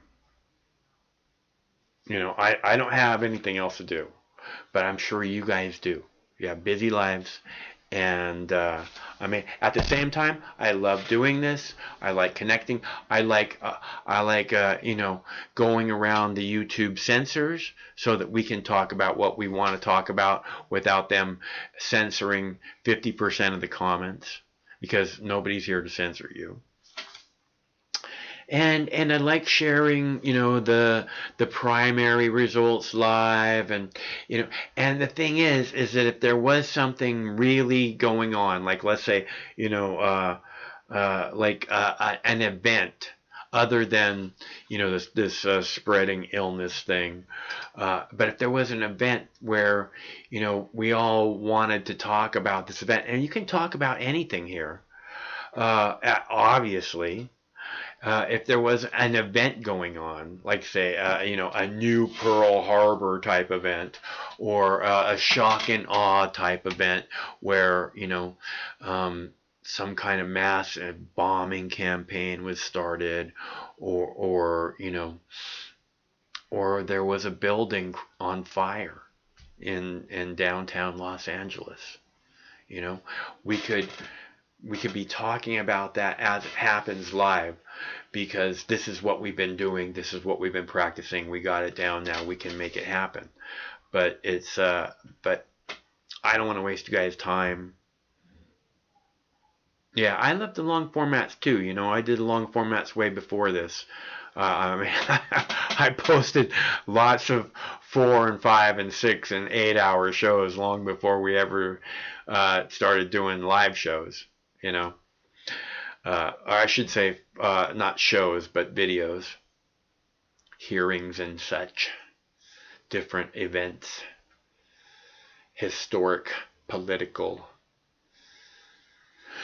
So I'll be happy to keep doing this because you guys show up, you know. But no, if you guys have some opinion about if you think we should be doing it less or something, I'm down to talk about it, because I don't want to waste anybody's time, knowing that's your most valuable resource.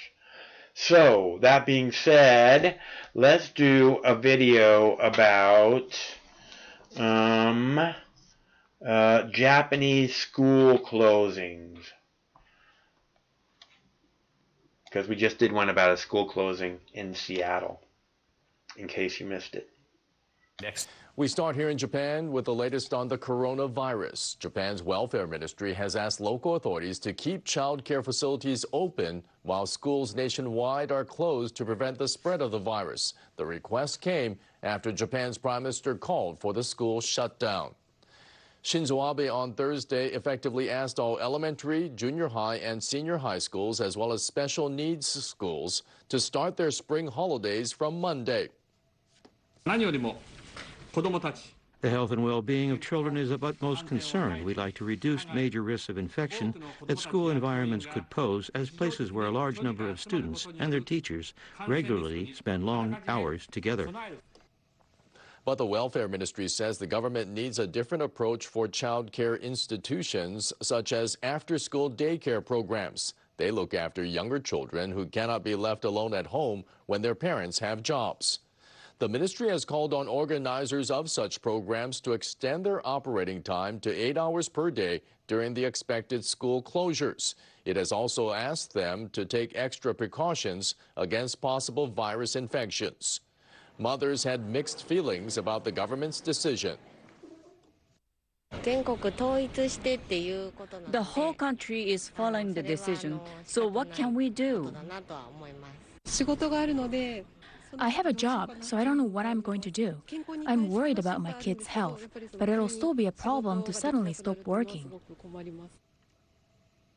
About 100 more crew members of the quarantine cruise ship Diamond Princess, who tested negative for the virus, will disembark on Friday. They're among 150 crew who remain on board the ship docked at Yokohama Port near Tokyo. Many of them are non-Japanese nationals. About 90 others had left the vessel on Thursday after testing negative. The cruise ship was originally carrying about 3,700 passengers and crew. About 700 were transferred to medical institutions in Japan after they were confirmed to be infected with the virus. More people also tested positive after leaving the ship and returning home. The crew members will head for a government facility north of Tokyo. After staying for 2 weeks, they will be retested and allowed to leave if their results come back negative again. Japan's health ministry said some crew members will return home on chartered flights organized by their governments. The ministry said the remaining crew members will disembark in a few days. Across Japan, 25 new cases of infection were reported on Thursday. 15 of them were in the northern prefecture of Hokkaido. A man in his 80s who was infected with the virus died there.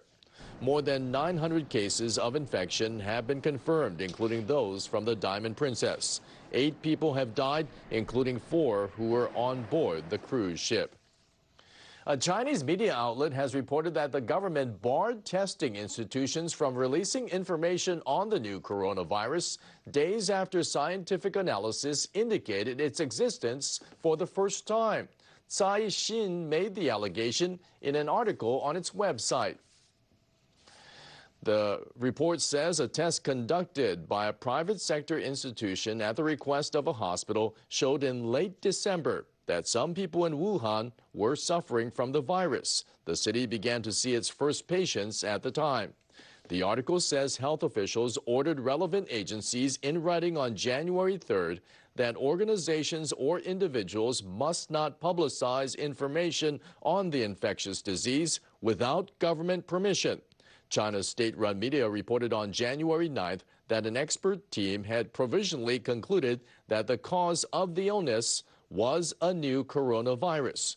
The government did not fully warn the public about the risk of infection until January 20th, when President Xi Jinping ordered state bodies to take effective steps. The article has been removed from Caixin's website. In mainland China, the death toll has topped 2,700, with more than 78,000 confirmed cases. Elsewhere in the world, infections in Italy jumped to 650 and 17 people have died. And in Iran, the state-run news agency reported that Vice President Massoumeh Ebtekar tested positive for the virus. The country's deputy health minister has also previously been confirmed as infected. 26 people have died there, the largest number outside mainland China. South Korea saw a record 505 new cases on Thursday. In a suburb of Seoul, cars lined up at a drive-through testing facility. It allows people to get checked without having to go to a hospital and risk contact with infected patients. A count by NHK shows more than 3,200 people have been confirmed as infected outside mainland China and Japan. The World Health Organization says the number of reported new infections is on the decline in mainland China, but its head has urged countries to do more to contain the outbreak, as the virus still has the potential to become a pandemic. WHO Director General Tedros Adhanom Ghebreyesus said that it's a positive sign that containment measures such as those taken in China are leading to a decline in new cases, but he added it's bad news that infections in the rest of the world are increasing. Tedros said that epidemics in Iran, Italy, and South Korea were at a decisive point. He added it's now a very delicate situation where the outbreak can go in any direction based on how we handle it.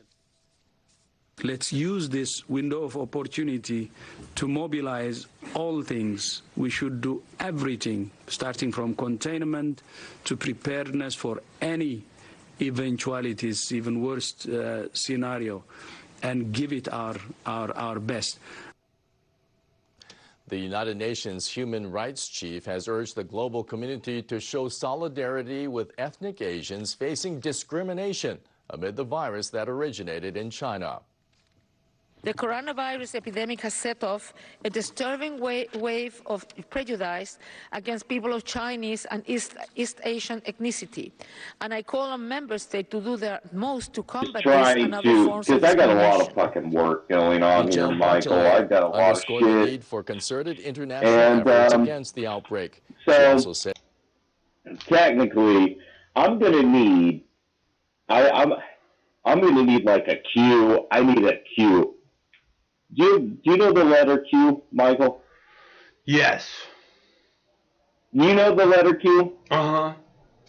the uppercase Q or the lowercase Q? Both. Yeah, I know both too. Amazing. Amazing. So, technically, I'm out here in the fucking middle of the goddamn fucking world right now, Michael. And I tell you what, it's so fucking difficult to fucking live these days. We got a lot of shit going on. And you know what, Michael? My fucking pay is just fucking just... You know, I tell you what, I'm not doing it for the pay, clearly. I mean, the amount of fucking goddamn work that I have to do. Are we still on the clip? Uh-huh. Okay, good. And you're going to give me a cue, right? Yeah. I'll let you know when the clip's over. Okay. So, basically, the fucking pay is horrible. And I don't do it for the pay. Okay.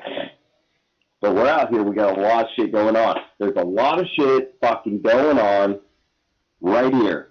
And definitely... The clip's over now. Out of this world.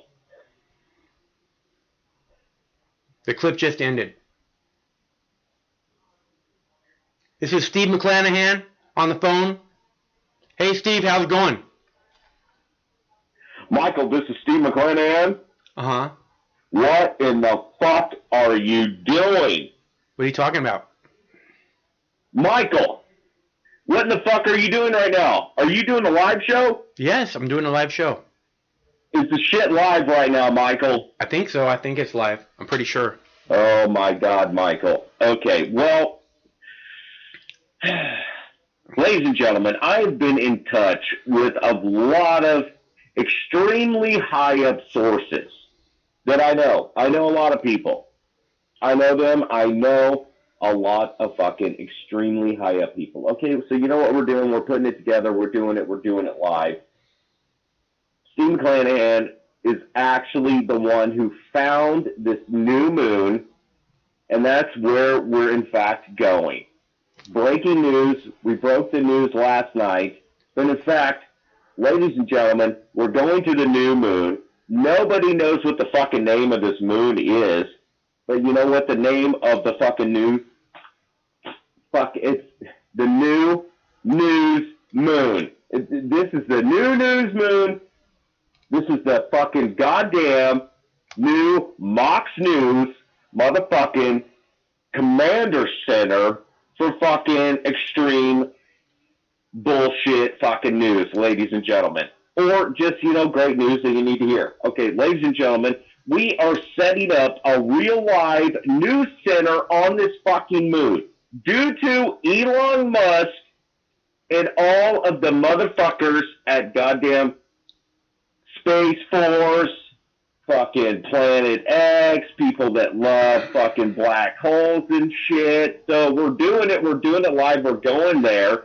We have actually already started the process on how we're going to make it there to the new moon. I know what the name of it is. It's called 2020 CD3. Oh, bullshit. Once I get there and I fucking plant down the Mox News motherfucking unbiased and unfair, or is it we're just all biased, or we're unbiased? I got to get that right on the flag before I go there. But we're going to plant the fucking goddamn Mox News flag on the new moon, and this motherfucking moon is going to be called the Steve McClanahan Command Center from Outer Space, Mox News, official new moon. Nobody's doing this. This is Steve McClanahan.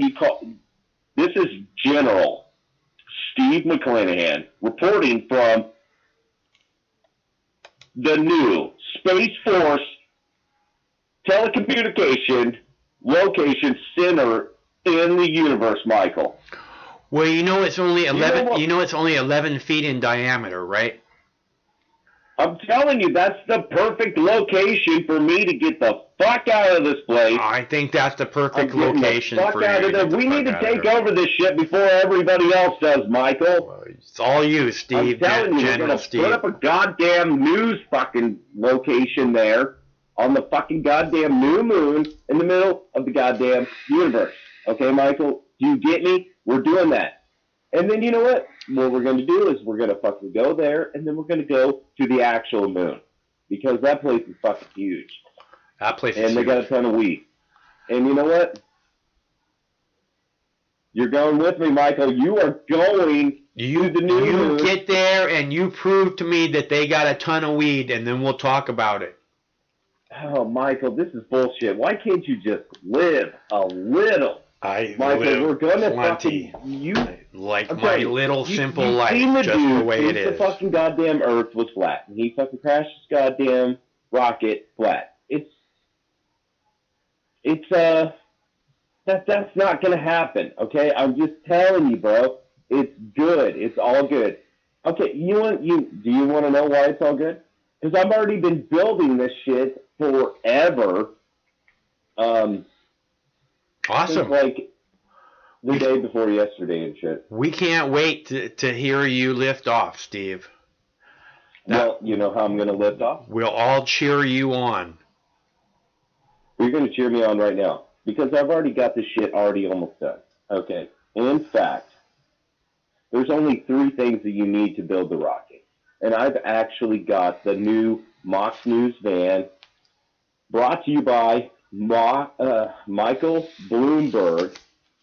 Fucking was talking to Michael Bloomberg and fucking Bernie, and then he just felt sorry for, such a fucking great fucking news establishment and reporter that was like, hey man, I need a new van. He was like, okay, well that's next to nothing. He fucking bought this like fucking ridiculously $150,000 van. Okay, so there's a lot of parts on this shit that I can use.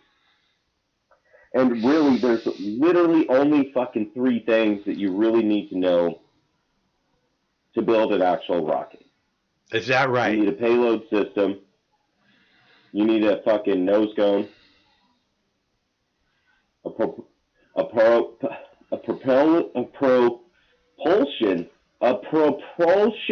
system. And then some fins. Okay, do you understand that? Do you fucking people out there in the goddamn world understand the propulsion system? No, none of you do. Okay, I'm out here fucking going to the moon while everyone out there is getting stoned. They're getting stoned off their fucking mind. But then, in fact, Michael, I've already constructed the nose code, the payload system, the propulsion system, the nozzles, the oxidizers, the frame. The frame is the van.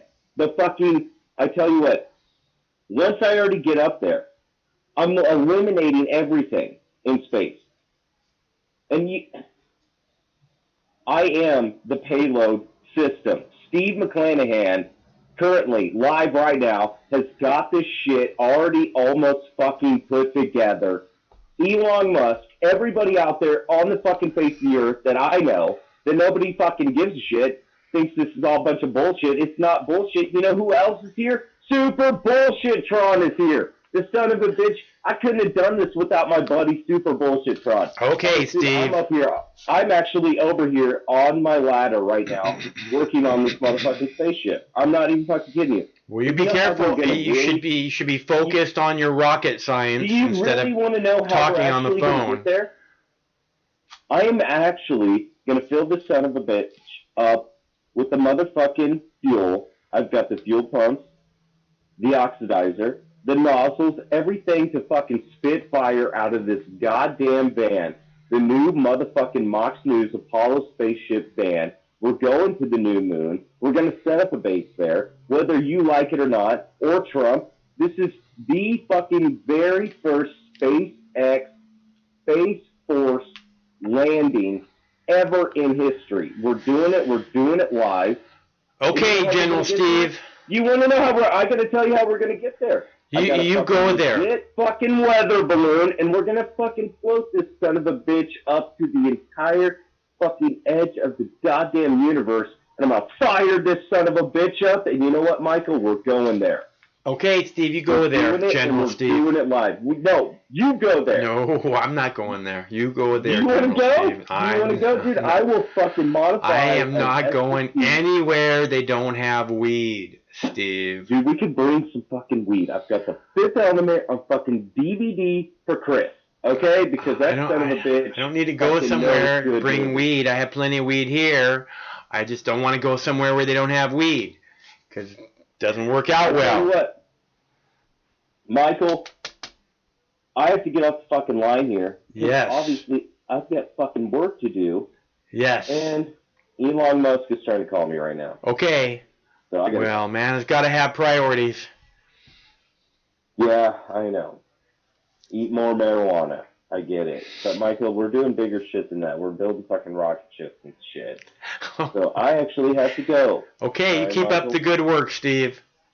You keep up the fucking good work, Michael. I'll do if I want to. You do. No, you do what the fuck goddamn Bernie Sanders says that you fucking better do right now. No, I don't think so. If you don't fucking do what these goddamn sons of bitches tell you to do, Michael, they will fucking completely... that's why I'm getting the fuck out of here, dude. Okay, you better go. You better go, you son of a mother. All right, well, it's good to hear from you, Steve. Keep us informed on your rocket ship building. Hey, this is Steve McClanahan, reporting you to you live. We're keeping a positive attitude at the end of the day, whether you like it or not. First-time caller, long-time listener. We'll talk soon, Steve. All right, Michael, I got to go. Yes. Okay. You go. What? Okay, bye. You go. Bye. I'm done talking to you. Bye. I'm done talking to you right now. Bye, Steve. Goodbye. Hang up. That's Steve McClanahan. Soon to be calling from the moon. Good plan. Oh, I'm sorry. The new moon. What did he say it was going to be called? Steve McClanahan? Is that what he said it was going to be called? I don't think that's a very good name for a moon. But then again, neither is 2020 what is it? CD3? 2020 CD3? Oh well. So let's see. Should we play another clip then? Okay, so I have let's play this. Okay, so I talk about this all the time. Okay, I talk about how alcohol is very hard on women. Okay, so and they don't talk about it in the news like it's a big thing, like marijuana. Oh my God, reefer madness. Marijuana is alcohol is extremely hard on women, and there's a new study out that says that women are drinking too much wine. Okay, and I have said this again and again. It just tears. We've all heard what the alcohol has done to our buddy Pete, Drunk Pete. Thanks to him sharing with us what it's done to him. And we'll find out more next week, I guess, probably. But you know what I'm saying. It's very bad. So anyways, I have this alcohol causes cancer, among other things. And you guys need to know. You need to know because they don't talk about it, and it should be made clear. Welcome back to Take 5. Hey, if you drive an expensive car and you know who you are, and you're definitely not me, you're less likely to stop and allow pedestrians to cross the road. It's official. This is the finding of a research study from the University of Nevada in Las Vegas. Researchers filmed volunteers crossing a sidewalk over and over again. Only 28% of cars yielded to people crossing the street. The cost of the car was considered a significant factor. The likelihood that a driver will slow down decreased by 3% for every extra $1,000 that their vehicle is worth. Got all that? The study also found that the drivers, regardless of the cost of their car, are more likely to yield for women and white people than for men and people of color.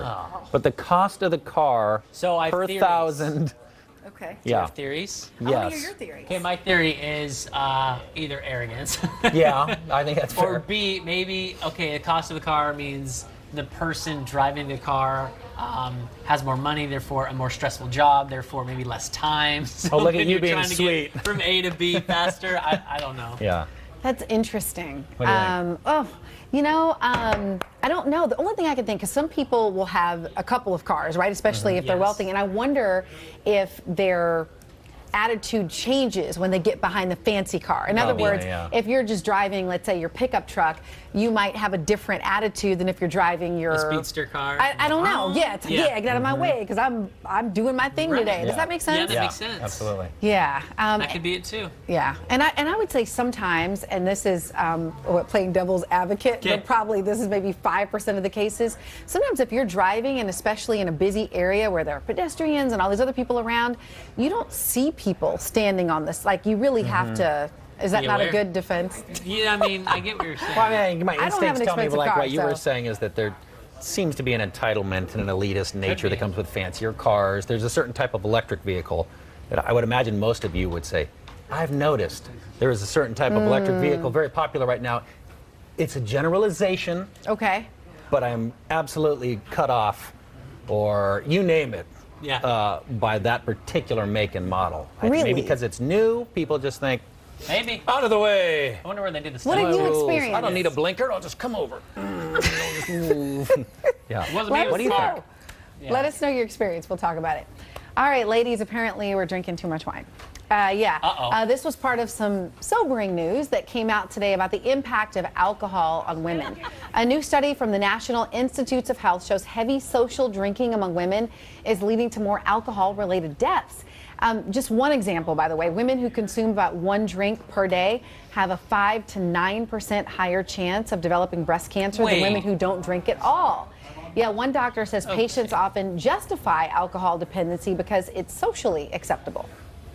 While they're cooking, they can easily just drink alcohol or wine and think that they're just cooking. But by the end of the cooking session, they've already consumed more than half a bottle of wine. And she said that most people have no idea the correct portion for one drink, which is 5 ounces of wine or 12 ounces of beer. And they're saying that women should only have 5 ounces a day.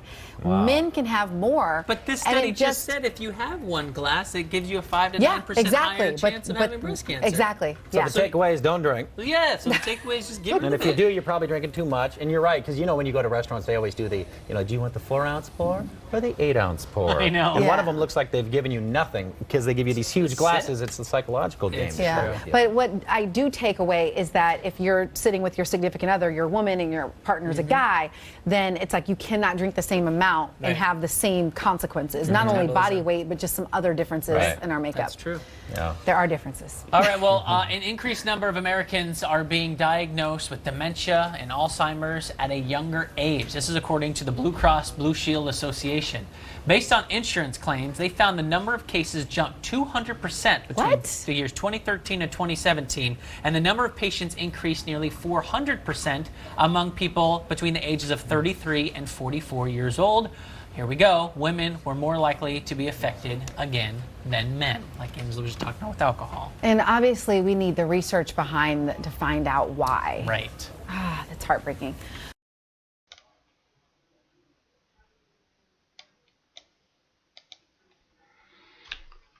So I think those things are related. And again, it comes back to this thing where about the cancer, okay, we see the stories where someone gets cancer and they try everything medicine has to offer and nothing works, and then they, out of desperation, they use cannabis and the cancer goes away, right? So, there's this thing that alcohol, and is very dangerous. And there's this other thing which is pretty much totally safe, beyond totally safe. It appears to be good for you. And if you look up cannabis and Alzheimer's, I have trouble pronouncing that word. I apologize. But if you look up cannabis and Alzheimer's, there's studies going on that show that it really helps people with Alzheimer's. Like it helps them just be so much more alert and there than they were without it. And there's so many other things, but I mean, my point is the dementia epidemic. Again and again, I've said, there's this endocannabinoid system, and in my opinion, the brain is fueled at least partially by cannabinoids, because there's all this cannabinoids receptors all over the brain, right? So the brain is partially fueled by these cannabinoids, and when these cannabinoid receptors don't stop getting the cannabinoids, because when we're young, we're able to produce cannabinoids a little bit on our own, but as we get older, we lose the ability, and really the marijuana, the cannabis, is meant to be everywhere. It grows everywhere. We can use it to build our homes out of it. We could fuel our cars on it. It's meant to be a daily part of our lives. So when our cannabinoid receptors don't get this thing that they're supposed to be getting, they start to not be as strong as they're supposed to be, and in my opinion, they probably begin to do something like wither and not be at all healthy, right? So and then if the brain is fueled by the cannabinoid receptors receiving cannabinoids, the brain is fueled on that, and these things get sick, and they can't. Not only are they not getting any to start with, but the brain is not fueled properly, and then it begins to work less and less correctly. And part of the reason that I believe this is because in the Sanjay Gupta documentary called Weeds, there's like Weeds, or I don't know if it's Weeds, I think it's Weed 1, Weed 2, Weed 3, Weed 4. I'm pretty sure there's 4. There might be 5 of them now. But in the first one, they talked about that there were studies. Again, he talked about the studies with the Alzheimer's and the cannabis in that first documentary, and then he also acknowledged the fact that the only one who holds a patent on cannabis is the U.S. government. And when you file for a patent, that you have to explain why this product, or what it is that this thing does. And on the patent for the U.S. government for cannabis, it says that it is a brain rejuvenating herb. Okay, and I believe the same place was on this weed documentary with the first one. I'm not positive, but I think Gupta talked about this study with mice where they were struck in the head with some kind of like a hammer, right? It's a surgical device. It's a surgical operation where they, in the brain and they damage the mice brain.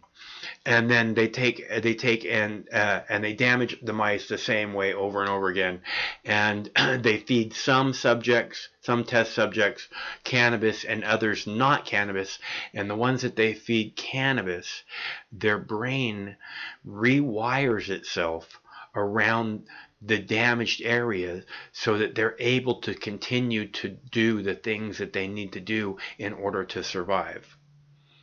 This is what I'm talking about. Okay, so if you're gonna do a drug, you might as well do one that's safe, that's could be considered beneficial in so many ways, and is gonna help you be happy, because most of the people who drink alcohol on a regular basis, they're saying if you have 1 glass of wine a day. They said the glass of wine was like at 12 ounces. Is that what they said? I don't know if they said 5 ounces or what they said. They might have said 5 ounces. But 1 glass of wine a day increases your risk of getting breast cancer. And I've said this many times.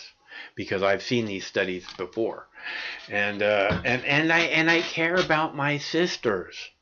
Okay, I've also said again and again that alcohol is the #1 date rape drug in the world, because I care about my sisters. Okay, so we have to make this, we have to make this world a better place, and cannabis is definitely a big part of heading that direction. And we've all seen that Bernie Sanders says, he's going to free the weed. So if he's gonna give us that whole new industry, if he's gonna give us that new freedom, that new power taken away from the police, given to the people, it's just insane for you to pick anybody else, especially knowing Donald Trump is never going to make that happen. And why? Because he hates your freedom. That's why. He thinks you should be babysat. He thinks law-abiding citizens should be babysat by a police state. And if you don't, why hasn't he changed that? If he doesn't think that, why hasn't he changed it? Bernie Sanders says he will. Okay, so now, this being said, let's move on to, does anybody else want to talk about something? Because we have all these phone numbers right here, 805-669-6397. If you'd like to talk about something, I'm here to discuss it with you. Otherwise, I will move on to... I feel bad about playing coronavirus stories, because I keep saying don't fear it, and then the stories are just fear. But I have a Tucker story about China, about how, a vast amount of our medicine, I think he says 90% of our medications are made in China. But no, he said like 100% of antibiotics in this country are made in China that we use in this country. Hello, caller. Hey, Mark. Hey, how's it going, bro? Pretty good. I'm here with a bunch of my friends. We were just tuning into the show for a second, and we haven't watched for a while, so we were wondering what's up. We're all gonna die, and we figured we'd just have a little talk before we go. All right. We actually have a first timer. He's never seen your channel before. Do you want to say something, Sam? No. Are you smoking that chronic? No, we're just drinking, honestly. Oh, well, right on. Well, at least you got a party going. Yeah, Thursday night. The guy's got to relax somehow. Yeah. All right, anyway, nice to talk to you. Hey. See you soon. All right, well, thanks for calling. Do you have any hot takes for us? Do what now? Do you have any hot takes for us? Hot dates? Hot takes, like anything controversial. Oh, mostly the news is focused on, I do actually. I have a story here about Washington state lawmakers want to require sex education starting in kindergarten. Is that controversial? What? Yeah, right? How's that? It's fucking bullshit. You want me to play that story for you? Yeah, absolutely. Yeah. All right. Well, I'll play that next. All right. All right, guys. Thanks for calling. Yeah, thank you. Bye. Bye. Those guys were nice, huh? I hope they're having a good evening. Yeah, okay, so Washington state lawmakers are getting ready to require sex education starting in kindergarten and going, I believe, every year after that. So I can play that video for you. They sounded like they wanted to hear that video. I'll go ahead and play it for those guys because they were so nice. We love babies. Right. We do? We do. Okay, well then let me ask you this question. When should children learn about the birds and the bees? Should it happen at school? Because a bill to require sex and health educators to start in kindergarten cleared a hurdle in Olympia just this morning. King 5's Drew Mickelson looks at one of the more controversial bills state lawmakers are dealing with this session. Drew. Yeah, Chris, this bill appears to have the momentum and the support to eventually become law, but the critics refuse to back down. There is no state law right now requiring sex ed in schools, but most districts do have some lessons on it. But Democrats say everyone needs sex ed, so this bill would make it mandatory statewide with basic lessons starting at kindergarten, mainly focusing on the differences between boys and girls. Now, the standards would be updated to include lessons on consent and LGBTQ inclusion for the older kids, but parents could opt out of having their students take any lessons that they object to. But for some, this is just still too much and too young. I don't think that's right. I think that this is encouraging sexual behavior. The bill did not get a single Republican vote in the Health Committee. Nay, the motion fails. But it didn't matter. And the fate could be the same if it comes to the House floor for debate. Democrats control the majorities in Olympia, and members say now is the time to make sex and health ed mandatory, with basic lessons about anatomy and inappropriate touching starting at kindergarten. The bill's sponsor says including lessons about the LGBTQ population is more inclusive, and students need to know their rights. I'm remembering the voices of students who have said that if I had access to this information, I might have known before having to call a hotline that I was in a coercive and abusive relationship. That I might not have been a victim of assault if people knew that not saying no is not the same as saying yes. If someone asks, well, what is sex? The teacher, is told that they can say, well, it's when a man and a woman, lie closely together and have a special relation. And I'm like, why would a 5-year-old need to know that?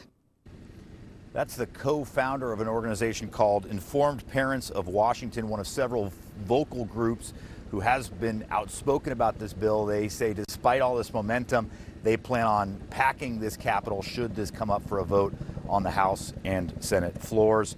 Again, students are able to opt out of these lessons, and it would be up to the individual districts to actually set the curriculum. They would have to meet the basic minimum standards set by the state superintendent office, which I want to make clear doesn't teach the birds and the bees to students until 2nd grade. Back to you guys. All right, Drew. And just to be clear, I guess he's gone, so I can't. What was your question? Well, when he says the birds and the bees to second graders, I wanted to know how he defined, how deep that goes? Yes. You want to know that? It's got to be surface. Wow. This is daytime let's TV. move on. Let's get into it. Nah. Okay. All right. Fine. Let's get into this story, ladies and gentlemen. That guy in the middle has giant ears. Those guys in their V-neck V-neck T-shirts are just too, like, I don't know. Anyways, let's see. I have also have so I have the Tucker video where he's talking about medications being produced in China, and he's saying that almost 100% of our antibiotics are produced in China. So again, as I keep saying, this whole medicine thing is a matter of national security. Okay, and I've said it for a long, long time. It's not just since Bernie Sanders came along. I've said from the beginning that if any of these pandemics were real, the H1N1, the swine flu, if any of those things were real, that when the people have to go to the doctor because they're sick, if it's real, then it's like, people have to go to the doctor. They have to have access, and for whatever reason, it's not presented in that way. Every couple of years they come up with this shit about there's a worldwide pandemic, the swine flu, the bird flu, the H1N1 is going to get us all. Every 4, 5, 6 years, right? So, and I've talked about this again and again. I've said, if any of these things were actually real, this would be horrible. So, and it's for a whole lot more reasons than just that. Anyone can see that a healthy population is a more secure population. A healthy population is a more productive population. Both of those things are national security things.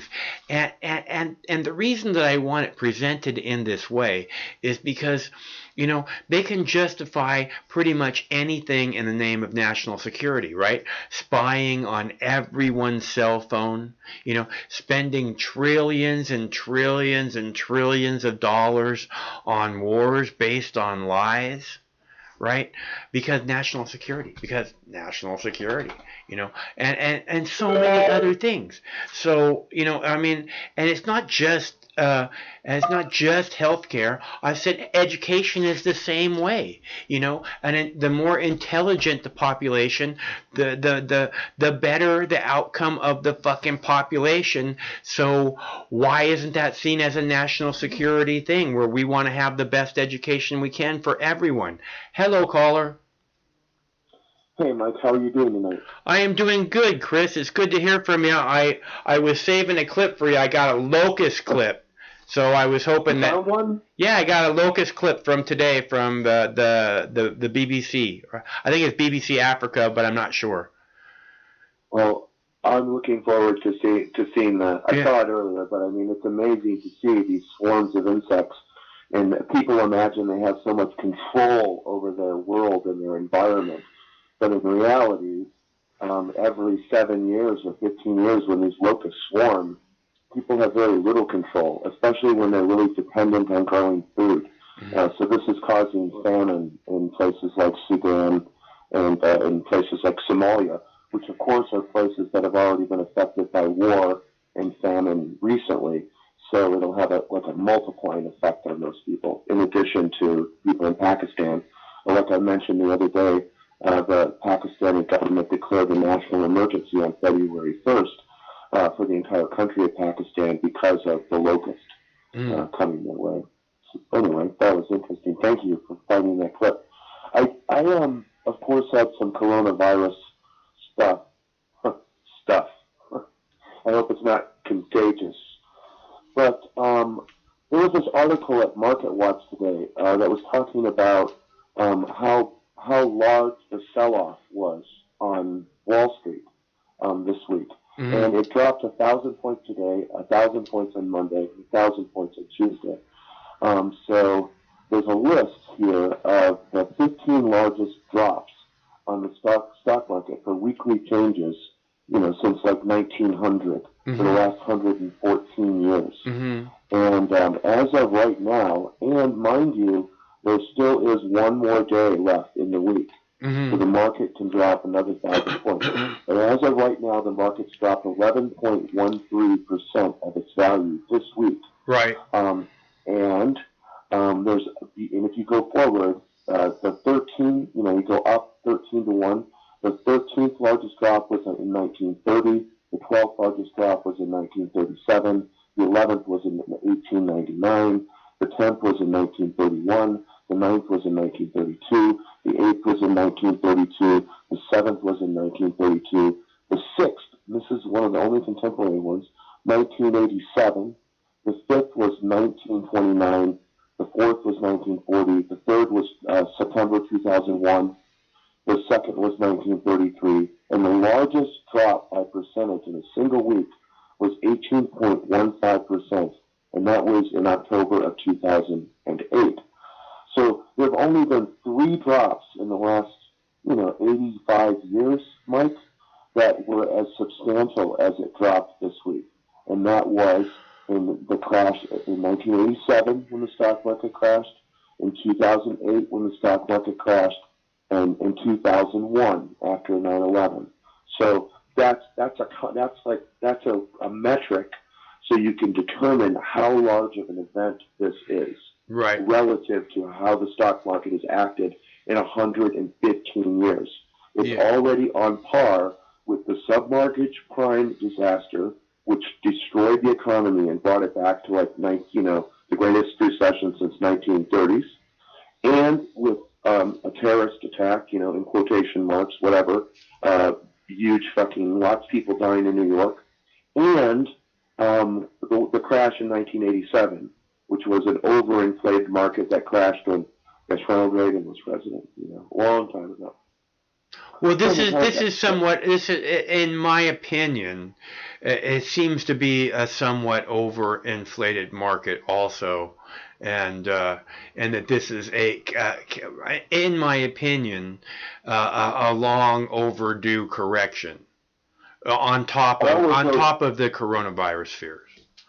I completely agree with you, 100%. And all of those other examples, even the ones from like 1929, the market also was over-evaluated at that time, and in 1987, and in 2001, and in 2008.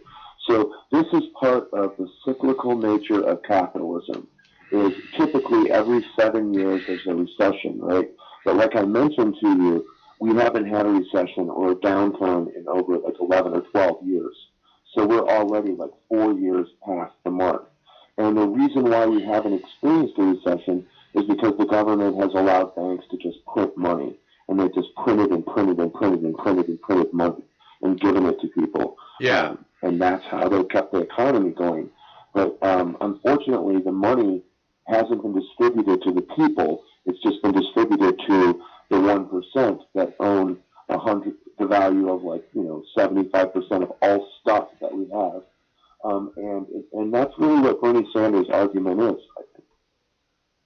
Yeah, well, they give it to the top so that it can trickle down, Definitely. Well, yeah, or what else did they call it? It works. That guy called it, Donald Rumsfeld called it voodoo economics or something. George Bush's father's term. They called it voodoo economics, but it'll work or somehow. So there is a war on against Bernie Sanders right now by the Democratic establishment, and it's just pretty obvious. Like, there was this article I saw at the Associated Press earlier that said Michael Bloomberg might not spend money to help Bernie Sanders if he's the nominee. And it says, Bloomberg said Thursday he won't spend money to help Bernie Sanders if Sanders is the Democratic nominee, a walk back of previous comments that he would use his fortune to boost whoever faces Donald Trump in November. His comments came after Sanders' advisors said several days ago it would be hard no on accepting Bloomberg's financial assistance. And then Bloomberg said this, "What do you mean? I'm going to send a check to somebody and they're not going to cash the check? I think I wouldn't bother to send the check." And it goes on, but at the end of the day, he said that he will keep his campaign offices open, but he's not going to campaign for Bernie Sanders. He might campaign for moderate or conservative Democrats that are running in races, but anyway, that was it. And when you say that in the newspaper, in the Associated Press, you're trying to scare other Democrats away from supporting Bernie Sanders. So you do something like title the headline says, Bloomberg might not spend money if Sanders wins, right? Scare people away. And Craig pulled up a Newsweek article earlier. I don't have a browser right now, but it says Michael Bloomberg on marijuana. Legalizing another addictive narcotic is perhaps the stupidest thing anybody has ever done, in quotes. So he's not about your freedom in any way, shape, or form, and he doesn't care what the truth is, because we've all seen this reefer madness bullshit forever, and we ain't buying it. So except for these people who want to keep pushing it because they don't care what the truth is. So there is some crossover, I think, with Bernie Sanders, with the Trump people who felt like the deplorables. They were described as deplorables by Hillary Clinton. And, some people believe in whatever duopoly politics, that Bernie Sanders was one of the people that could have touched those people. And I think he can. And I think the argument's being overlooked, that he actually does appeal, and there's crossover for him for independents and even Republicans. But there was this article at Real Politics today about Michael Bloomberg, and this is the title of the article. It says, and it kind of plays to that, maybe he'll pick up Trump voters, but in a subtle way, like if you read the article backwards. It says, Michael Bloomberg, staple a green card on every degree to stop immigrants from going back to China and India. So this is a man who does free college education for Americans in the U.S., doesn't believe in absolving student debt for people who can never repay it back, doesn't believe in, funding education with public money, believes in charter schools, is ambivalent about public schools. But he says this, he says, you've got to staple a green card on every degree when the immigrants or the people get out of college, particularly if they're studying STEM. I mean, there are a whole bunch of these things, and we need more immigrants, not less immigrants. And a lot of them come from China. And and this is an interview he had with Anderson Cooper. He says, it's unrealistic to think we're going to stop doing business with China. It's unrealistic to try to pressure them into doing things on human rights, but it's just not human rights. They steal intellectual property. I don't think there's any question about that. So he probably isn't going to like your Pirate Bay torrent collection somewhere deep in the recesses of your hard drive either. And he says they want, anyway. So the thing about the immigration, Mike, isn't that ironic? This man is unwilling to give the people who are poor Americans living in cities that have been abandoned, like in Cleveland, Ohio, a city abandoned, right? Yeah. So if it's abandoned, why not allow people who don't have jobs to get free education for free job training to go to a job so that they can sustain themselves? And instead of even promoting that, what he's saying is that rich people who come to the United States from India and from China and who can pay for the degree with their money, he wants to entice them to stay here instead of training American workers to do those jobs, right? He doesn't have the slight. All he cares about is himself. He doesn't even. I don't think he has the slightest bit of empathy for a single other person on the planet. So nothing out of him is going to shock me in any way. Well, that's pretty repugnant, I think.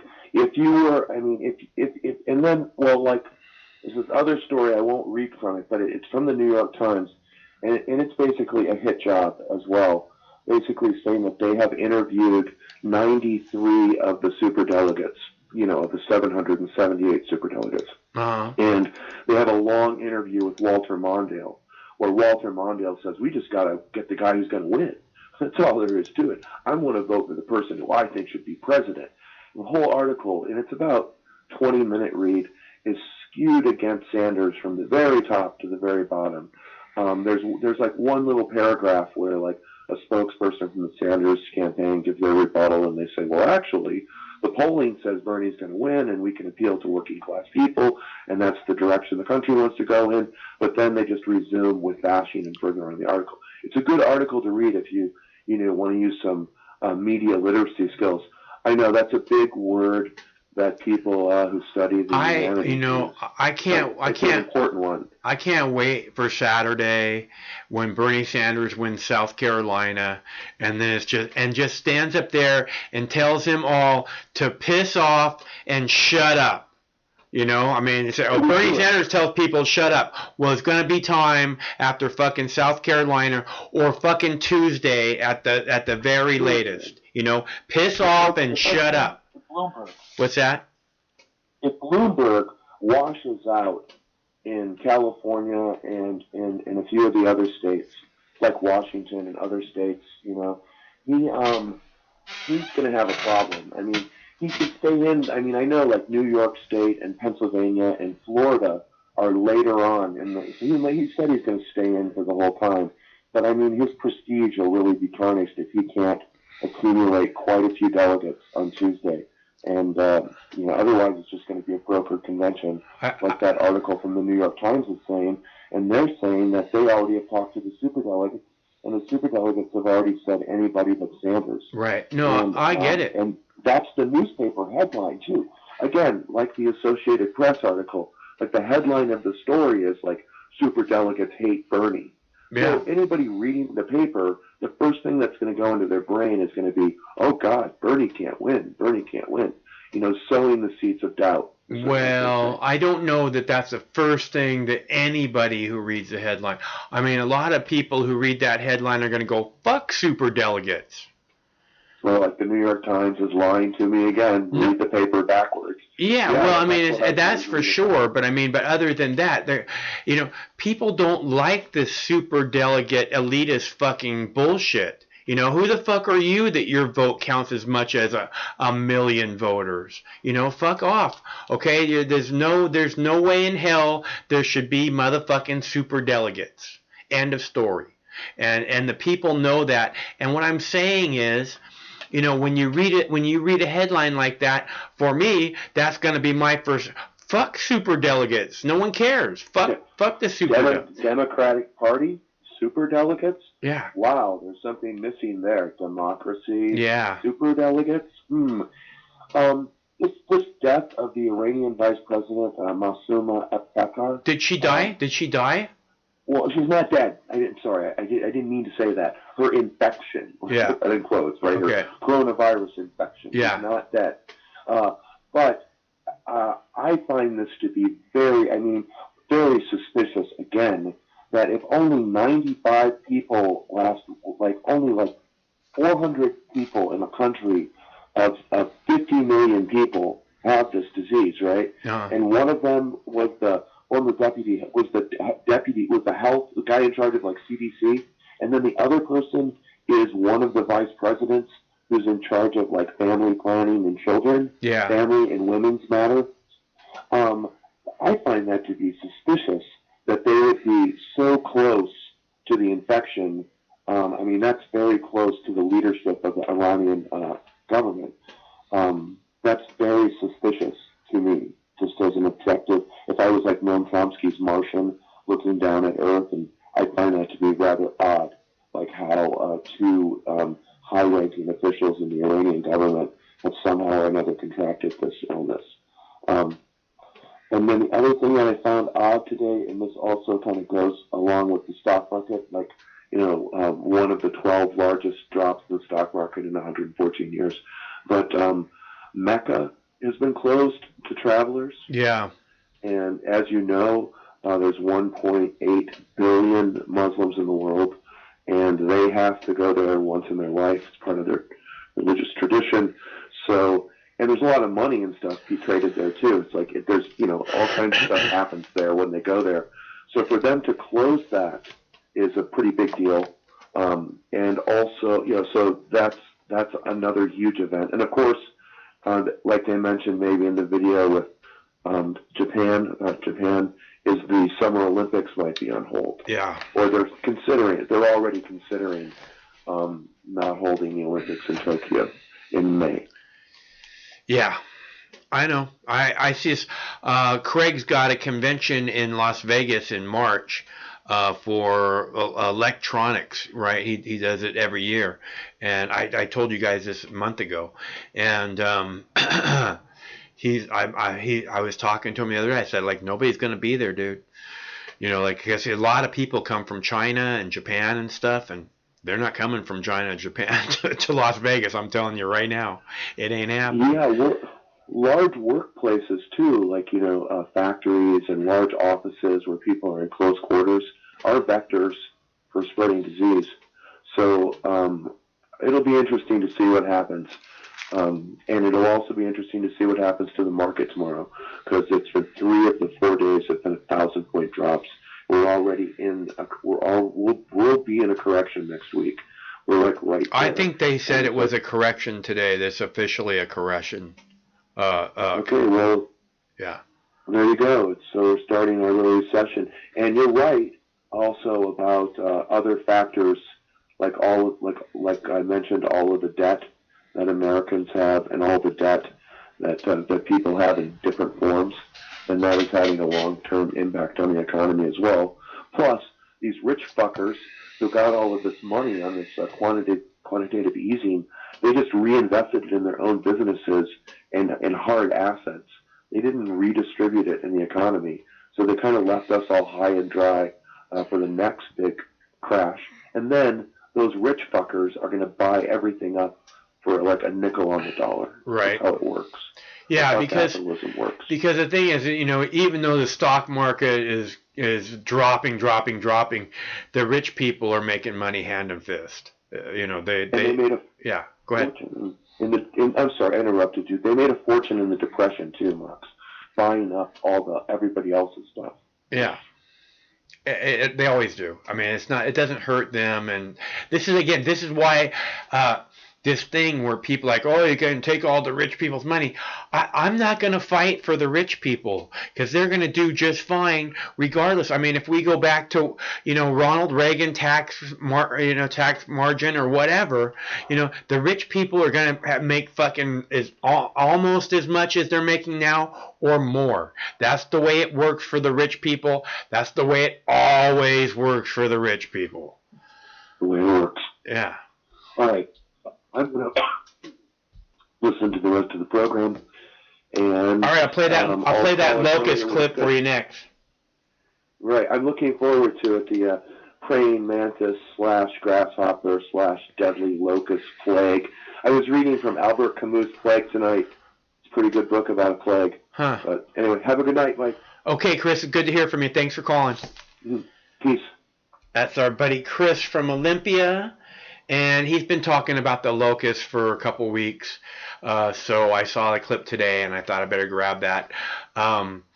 Again, this is what I'm talking about it taking hours and hours to set up the show, is, I'm looking through, basically, I'm looking through fucking, I record about 12 shows per hour. So, and I'm looking from like 3 a.m. to 5. A lot of the stuff that I post on these shows, it comes on at 5:30 at night. Even later sometimes. Like this Tucker clip, that was 5:30. So, I'm gonna play the locust clip though for Chris, and that clip came from at 1 p.m. this afternoon from the BBC News. And here it is. I think it's BBC Africa. Sometimes life can be a little overwhelming. Sometimes. Now let's turn away from the coronavirus for a moment to focus on East Africa, which has been fighting with a huge invasion of locusts in recent weeks, with experts now saying that this situation could get even worse when a second wave of insects is due within weeks. Here's the UN on this. The first generation of locusts is now breeding. They have laid their eggs. They will be hatching into nymphs and hoppers. So this is the time that we need to harness or to control them. Well, experts say that the number of insects could grow 500 times by June due to the rate at which these insects breed. And that's a huge increase in an already massive number of insects that are swarming across the region. Let's have a look at what's happening in Kenya, which has suffered its worst locust infestation in 70 years. Around 70,000 hectares of land already been infested. And this is neighbouring Uganda. The locusts are in 8 countries across East Africa altogether after they crossed from the Red Sea from Yemen at the end of last year. And it's not just actually Africa. The problem is spreading to Asia. These are images from Pakistan, where an emergency was in fact declared just earlier this month. And we're talking about Pakistan. Well, images of that locust invasion there. Today, there were reports that China was planning to send around 100,000, those are ducks, across to Pakistan, apparently to eat their way through this swarm of locusts. In fact, this is not a true story. It's not happening. That was confirmed by Professor Zhang Long from the China Agricultural University, who was quoted, in fact, in the original report. So the ducks are not on their way to Pakistan. Now, the threat to East Africa remains very, very real. Let's get a little bit more from the UN. It is a big threat. It is the biggest threat. Much as we say drought is a threat, much as we say that floods can be a threat, but if we are trying to rank them, I think they're all threat, but desert locust situation is an unprecedented threat on food security. Now, one of the most affected countries I was talking about was Kenya, and Sean Granville-Ross is from the Mercy Corps. That's a non-governmental humanitarian organisation. He's in Nairobi, and he told me a little bit of latest about their efforts and how they're coping there. In Kenya, it really is quite bad. I think the biggest issue right now is that these locust infestations are really in those arid lands of northern Kenya, where we already have huge numbers of population who are already in a vulnerable situation in terms of their food security. So, the real issue now is what happens post sort of the infestation, and how do we sort of think about ensuring the food security of many people living in the arid lands of northern Kenya. Is there any way, Sean, to counter these locusts? Because, of course, we saw that story about the ducks. That's not essentially a true story, but is there any way to kind of stop them from swelling to such huge numbers? Yeah, no, I mean, I don't know whether there's really the opportunity to stop the situation right now. And really the task at hand is how do we work in partnership with the government and other organizations, including the UN, to really think about providing support and assistance to these communities so that they can build back, find ways to ensure their food security and prepare for the next agricultural season. And then perhaps more importantly, thinking longer term, how do we work with the relevant governments, scientific institutions to allow for better preparedness, better monitoring, and in order to allow us to tackle the situation before it gets to where we are today. So a serious situation there in East Africa. Now, man, can you imagine if those things were like mosquitoes, like they bit people and sucked blood? That would be terrifying. I mean, it'd be terrifying just being around them like that. But imagine if they bit. Fuck. Scary.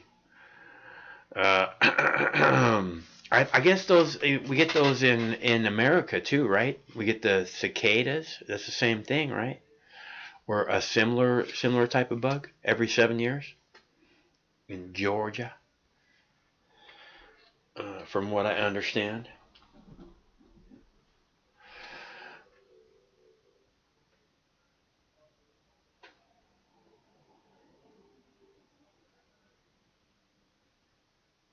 Let my people grow. Let my people... Mox News says, let my people grow. Alright, so I can play more videos. There was another video. Oh, I wanted to play the Tucker video about the Chinese, about how almost 100% of our antibiotic medications are made in China. And this again is emphasizing the point that I'm making about medicine and healthcare being a matter of national security. And for whatever reason, it's not looked at like that. Seems very, very, very short-sighted. So I will play that clip for you now. Clip 7. We have 14 clips again tonight. America's last penicillin plant closed in 2004, one of the many fascinating facts we're learning because of the rise of coronavirus. Today, almost all of our antibiotics come from China. Again, almost all of our antibiotics come from China.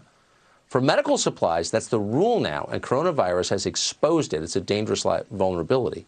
Senator Josh Hawley represents Missouri. He's one of the few people who's been paying attention to this. He's introduced legislation he says may fix the problem. Senator Hawley joins us tonight. Senator, thanks so much for coming on.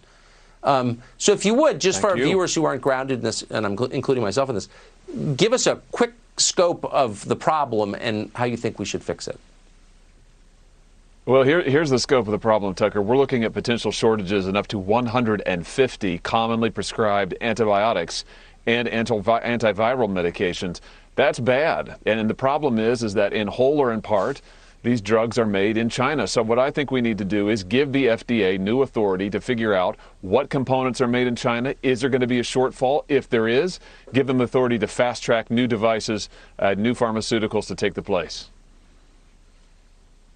This seems like such an obvious thing.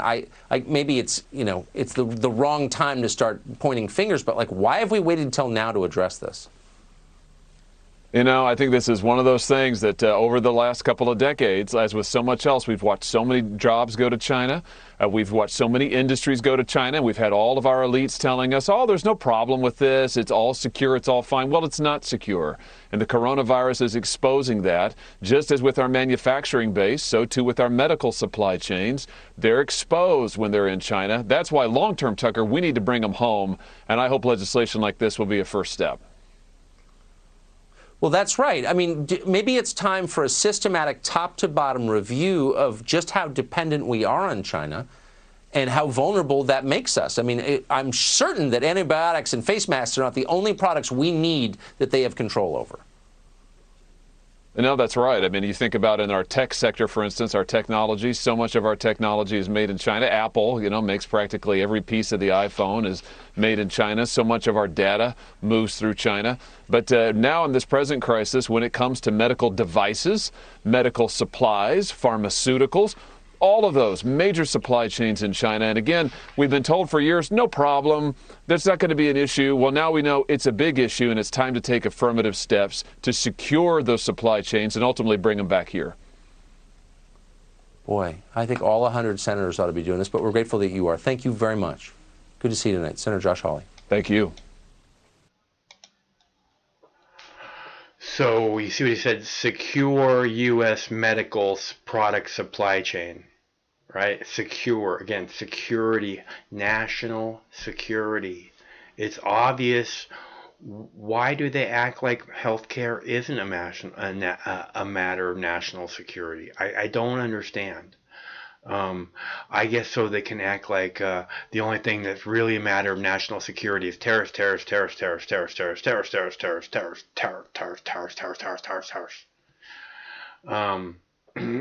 Right? Booty jig. Right, Mayor Pete? Okay, so I have another video, which is coronavirus do's and do nots. And I have another video of a coronavirus update. I have a Joe Biden interview. I have a fucking tiger video. And then I have a French coronavirus update.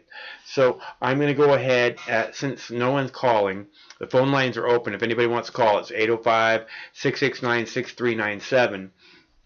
Otherwise, I'm going to go ahead and play the coronavirus do's and don'ts so we can get through these videos here. I might just end it on, we'll do the coronavirus do's and don'ts, and then we'll do the Joe Biden interview. And then, you know, if you guys think we need more coronavirus updates, we can do another one or not. But since no one called after I read the number, coronavirus's do's and don'ts. How to survive the coronavirus. Yes. Yeah. Well, today, Vice President Mike Pence held his first meeting as head of the coronavirus task force. Full resources of the federal government continue to be brought to bear. Concern here is growing after the Centers for Disease Control confirmed what may be the first U.S. case of community transmission. What that means, a person in Northern California tested positive, but that person has not traveled internationally or had close contact with a known patient. And here in Western Washington, Bothell High School closed today out of what officials are calling an abundance of caution because a staff member's family member was placed in quarantine for possible coronavirus. So now that the CDC says coronavirus is likely to spread here in the U.S., what can you do to prepare or protect your family? Vicki Wynn has more on that. Health officials with the CDC say it's not a matter of if, but when a coronavirus outbreak hits the U.S.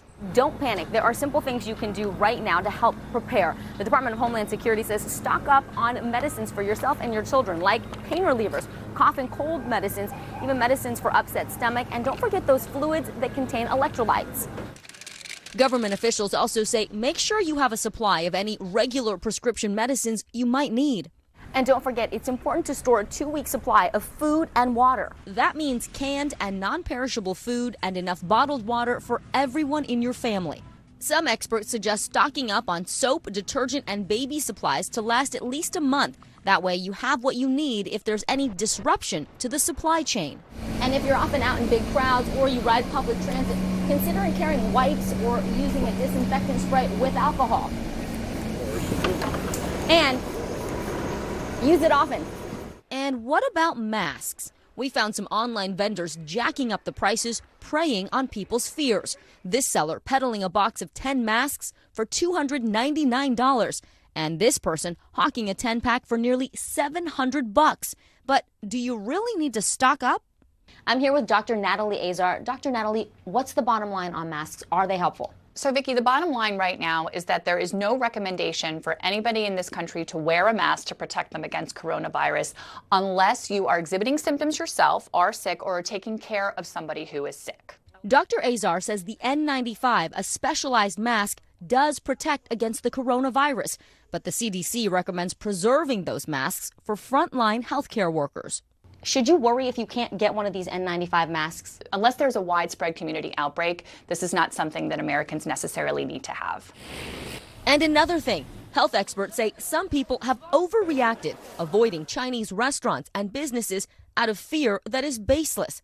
Coronavirus is spread by saliva, coughing, sneezing, or direct contact with people who are sick. At the end of the day, what is the number one thing you can do to prevent yourself from being sick? Right now, I think the number one thing that people need to do, which we tell people for flu anyway, is to wash your hands. And we mean 20 seconds, really scrubbing. That's how the germs are going to get off of you. And Dr. Azar says if you develop a dry cough, fever, and shortness of breath, don't wait. See your doctor. Yeah, in light of the outbreak, the World Health Organization said today that no decision will be made on the Tokyo Olympics in the near future anyhow. Right now, WHO officials are working closely with Olympic organizers. Tokyo 2020 officials are considering scaling down the torch relay perhaps, but says they are preparing for the games to go ahead as planned at this time. We have an internal task force.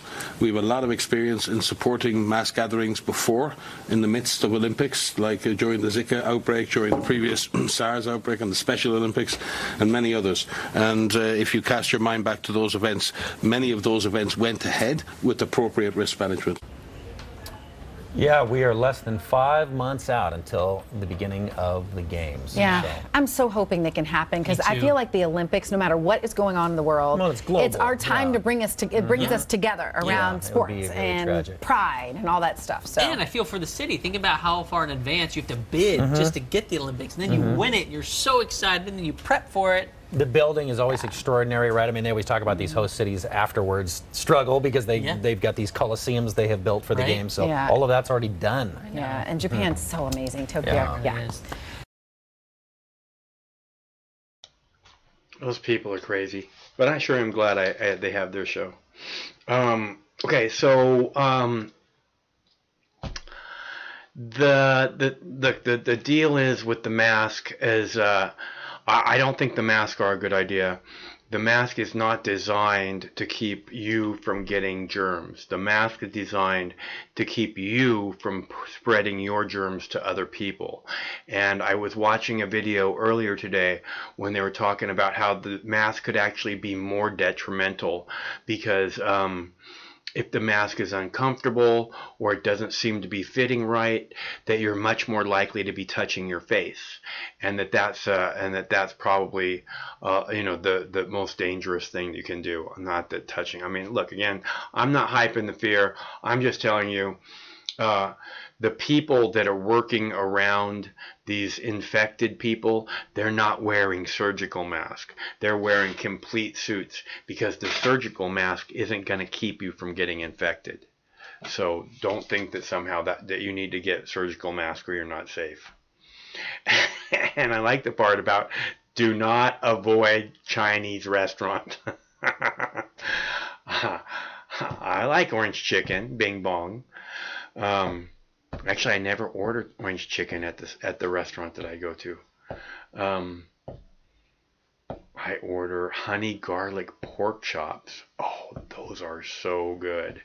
And I order beef chow fun. They have beef chow fun. The beef is like amazing, right? The flavor's amazing, so tender. But they have these noodles that are like this thick. They're like chewy, like a piece of beef almost. Making my mouth water. Beef chow fun. Oh my gosh, so good. And then what else do I get there? Oh, Szechuan chicken. That's pretty good stuff too. Love it, love it, love it. Now I fucking want Chinese food. Don't avoid Chinese restaurants. I could have gone to Chinese food today, but I had to make the show. Like I said, my friends were, or Craig's nephew was here, and they were going to lunch. I'm pretty sure they went to either Chinese or Thai. So I could have gone today, but I had to stay home and make the show for you guys. Because that's what I do. Because a man has got to have priorities, damn it. So, Joe Biden interview. Let's play the Joe Biden interview. Because they asked him if he has to win in South Carolina. Does Joe Biden have to win in South Carolina to keep going? What do you guys think? Now to the race for 2020 tonight and the countdown to the South Carolina primary 2 days away now. Tonight here we are one-on-one with former Vice President Joe Biden, who has considered South Carolina his firewall. ABC's Mary Bruce with Biden as Bernie Sanders tonight declares he is the most electable against President Trump. After coming into the race as the frontrunner in South Carolina, Joe Biden is now looking for a comeback.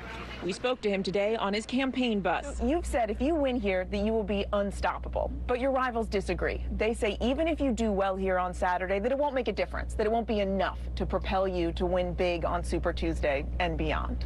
Well, not a pundit, but let's see. Let's just see what happens. It's not too little too late? I don't think so at all. We'll see. For Biden, this is deeply personal. At a town hall overnight, opening up about his faith and the loss of his son, Beau. My son, Beau, is my soul.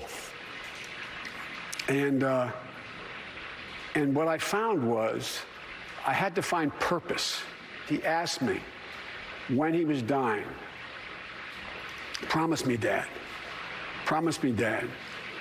Promise me. He said, I know no one loves me more than you do, Dad. But promise me you'll stay engaged. And every morning I get up and I say to myself, when I give you my word as a Biden, I hope he's proud of me. Hope he's proud of me. Because that's the thing that makes me move on. The new frontrunner, Bernie Sanders, is already looking ahead to Super Tuesday. Today in North Carolina, pointing to the latest polls, he argued he is the most electable. So don't tell me Bernie can't beat Trump. We're going to beat him. We're going to beat him here in North Carolina. We're going to beat him all over this country. Sanders is expected to also do well in South Carolina, but with the other candidates splintering the vote, new questions about what comes next. If they don't do well, should your rivals like Pete Buttigieg, Amy Klobuchar, should they start thinking about dropping out? No, look, I'm not going to tell any other candidate what they should do. I know why I'm running. They know where they're running. I'm going to stay in this because it matters. Mary Bruce on the campaign bus with Joe Biden today. Mary's in Charleston, South Carolina tonight. And Mary, President Obama, as we reported here last night, of course, staying on the sidelines during this race, saying so little. But tonight we're actually hearing a little bit more from him. And he says he's, in his word, encouraged by the Democratic field. Yeah, David, the former president seems to be trying to calm some nerves here and tamp down concerns that the Democratic establishment won't be able to unite around a candidate. Obama today reiterating in a routine fundraising email that he will, quote, wholeheartedly support whichever Democrat wins the nomination. David. Mary Bruce with us again tonight. Mary, thank you. There is still much more ahead on World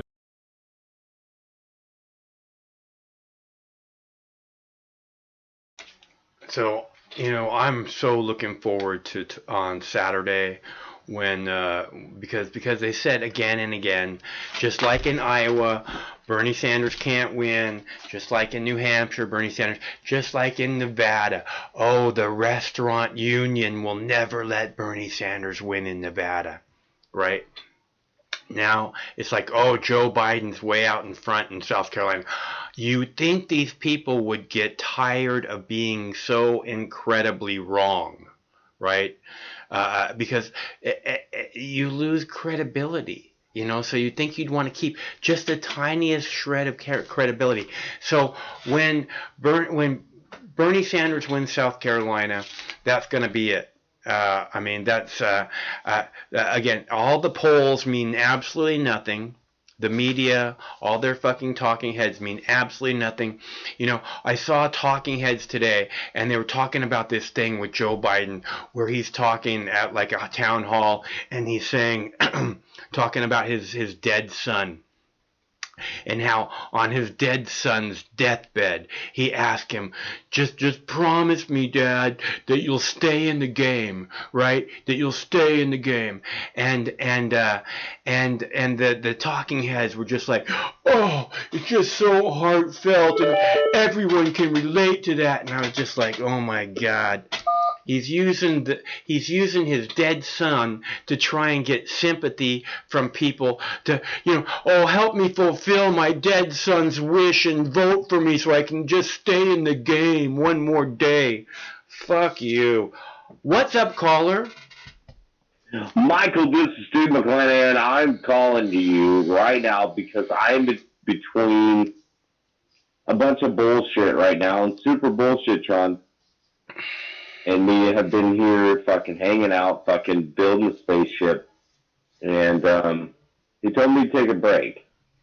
He said there's a lot of things going on in the world that's a bunch of bullshit, and that I should call Michael and really have a heart-to-heart with you right now, Michael. No, I'm about done for the day, Steve. I need to go get some food. I mean, I'm just not up to a heart-to-heart right now. Well, maybe not a heart-to-heart. I don't want to fucking have a goddamn heart-to-heart, but I need to know this shit. See, I didn't even want to call fucking you dumb son of a bitch. You super bullshit-tron fucking told me to call in and fucking said, you know what, you need to fucking call Michael because you know what, there's a lot of bullshit going on. And I was like, dude, fucking, why can't we just build the rocket ship? And the son of a bitch, I finally call in, and then you don't have time for this. I'm hungry. And I knew it. I gotta go get some food. Swear food. to fucking God. I'm trying to fucking get the flex capacitor complete right now. And now I'm trying to call you. All right, well, you gotta focus, Steve. Well, I'm focusing. Yeah, on your priorities. Okay, so it's good to hear from you. I'm glad you're getting your work done, and I can't wait to hear that you've blasted into space, Steve. You think we're blasting into space? Isn't that the way it works? No, it does not work like that, Michael.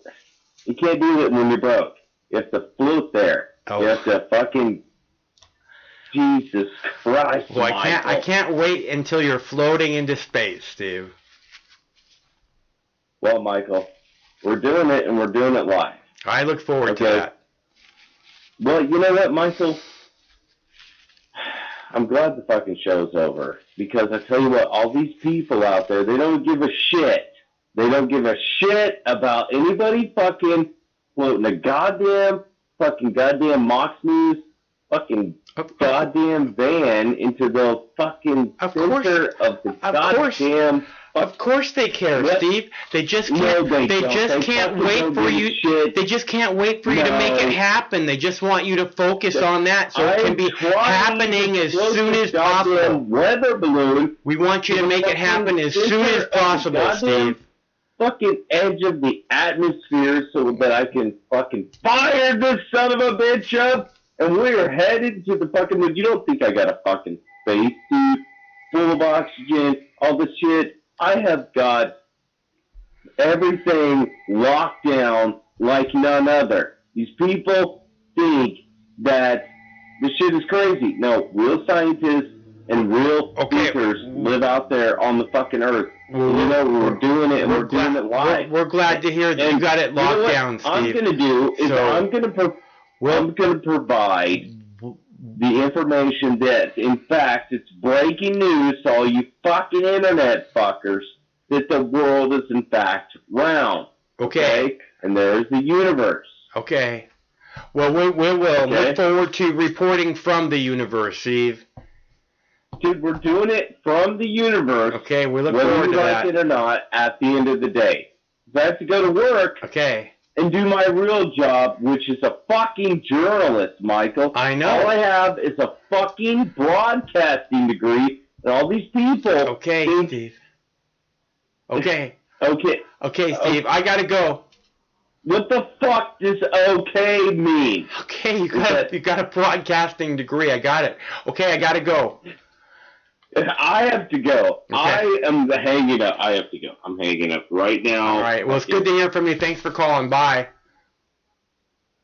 He hung up. Okay. So, Steve McClanahan, soon to be calling from outer space. I have one more coronavirus clip. Actually, I have two coronavirus clips. You guys want more? I'm done. I'm done. I'm thinking I want to cut this off because I want to. All right, fine. I'll play a coronavirus clip. Okay, you got it. Here, coronavirus clip. You got it. Okay, I'll play it. Fine. There. Clip number. What clip is that? 9. Clip number 9. That clip number 9. I think it's clip number 9. Let's see. Clip number 9. Good evening, and it's great to have you with us here on a Thursday night. And we begin tonight with that new and concerning case of the coronavirus here in the United States. A patient in California this time with no apparent ties to China or anyone who traveled there testing positive. Tonight, the hunt now for the source. How did she get it? And this new case raises troubling issues tonight. Why did it take 4 days to test the patient? And dozens of medical workers who cared for her are now being closely watched. California's Governor Gavin Newsom tonight saying his state is monitoring some 8,400 people who traveled to infected parts of the world, but that California has just 200 test kits. That woman lives in the same county where Americans are being quarantined after coming back from China. But again, they do not know how she got it. Now trying to retrace this invisible line of transmission. So we begin tonight with ABC's Will Carr in California. Tonight, there's an intense search in California to find out if the novel coronavirus is spreading through this community. Authorities are trying to find everyone who came into contact with the Solano County woman after she tested positive. They're contacting any individuals who might have been exposed, and they're isolating them. Tonight, her case is believed to be the first spread through her community. The problem, since she had not traveled to the hot zone and did not know anyone infected, even after being placed on a ventilator at a local hospital, she was not tested for 4 days after showing symptoms. Do residents need to be wearing masks right now? We do not believe so. But experts say valuable time has been lost. Every single delay in testing means potentially the virus could go to hundreds or thousands of more people. At this point, authorities say there are no connections to nearby Travis Air Force Base, which has housed Americans under quarantine. But tonight, a new whistleblower complaint raising questions about the safety of those workers assigned to the quarantined Americans. The New York Times and Washington Post are reporting federal employees worked without proper training or protective gear at March and Travis Air Force bases. The Secretary for Health and Human Services was asked about the workers today. To your knowledge, were any of the ACF employees exposed to high-risk evacuees from China? They should never have been without appropriate PPE. What's PPE? That's personal protective equipment. Tonight, at least 33 people, most flown into the states, have tested positive in California. Another 8,400 are being monitored after trips overseas. And Governor Gavin Newsom says the state is running out of kits to test for the virus. We have just a few hundred testing kits in the state of California, and that's surveillance testing as well as diagnostic testing. That's simply inadequate. The CDC has pledged more in the coming days. In a matter of weeks, the virus has spread to every continent but Antarctica. Japan has closed all schools for a month. In South Korea, there are now drive-through testing facilities. Back home, if the virus spreads rapidly, the CDC is telling Americans to be prepared to stay at home with 2 weeks worth of food and medicine. And with masks in high demand, experts warn they won't protect healthy people from getting the virus. Anyone who does not have a respiratory illness, meaning a cough or a sneezing, should not be wearing any type of mask. Yeah, they're really concerned about this. They want folks who are actually sick to wear the masks instead. And Will Carr joins us now from outside that hospital tonight. And Will, we know some of those hospital workers who came in contact with this patient have also been quarantined? That's right. A number have been asked to self-quarantine, to stay at home, check their own temperatures, and report in if they show any symptoms. Everyone else across this region is considered low risk tonight. David. All right, Will Carr leading us off tonight. Will, thank you. This new case, of course, brings a whole new set of questions. Why did it take so long for the patient to be tested for coronavirus? So let's get right back to ABC's chief medical editor, Dr. Jen Ashton, who is with us here tonight. And Jen, first of all, that new patient in California, particularly because she's in the county where they brought Americans back from China who are being quarantined.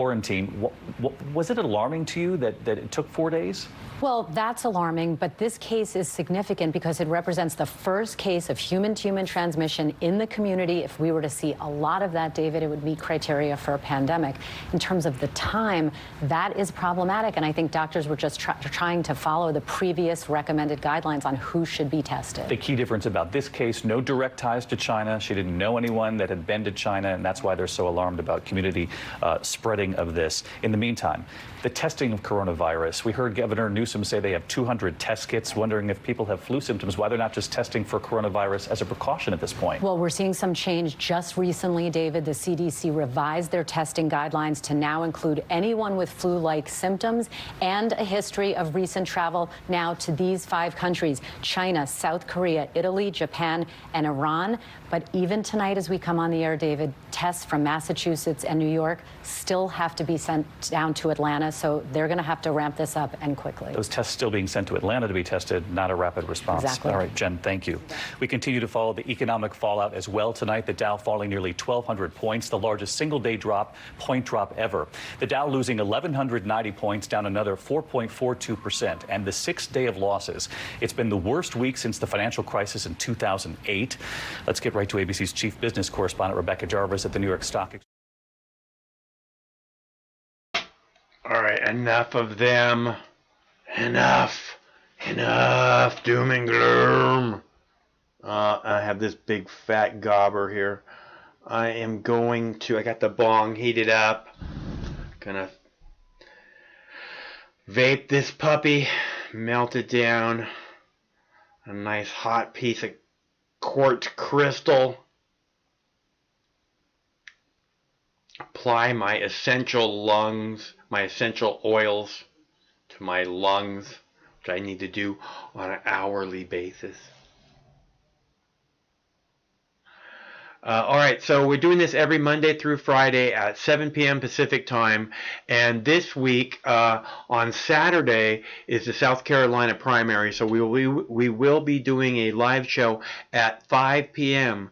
this Saturday, a live call-in show. It is a call-in show, by the way, and this dab is for all the good people.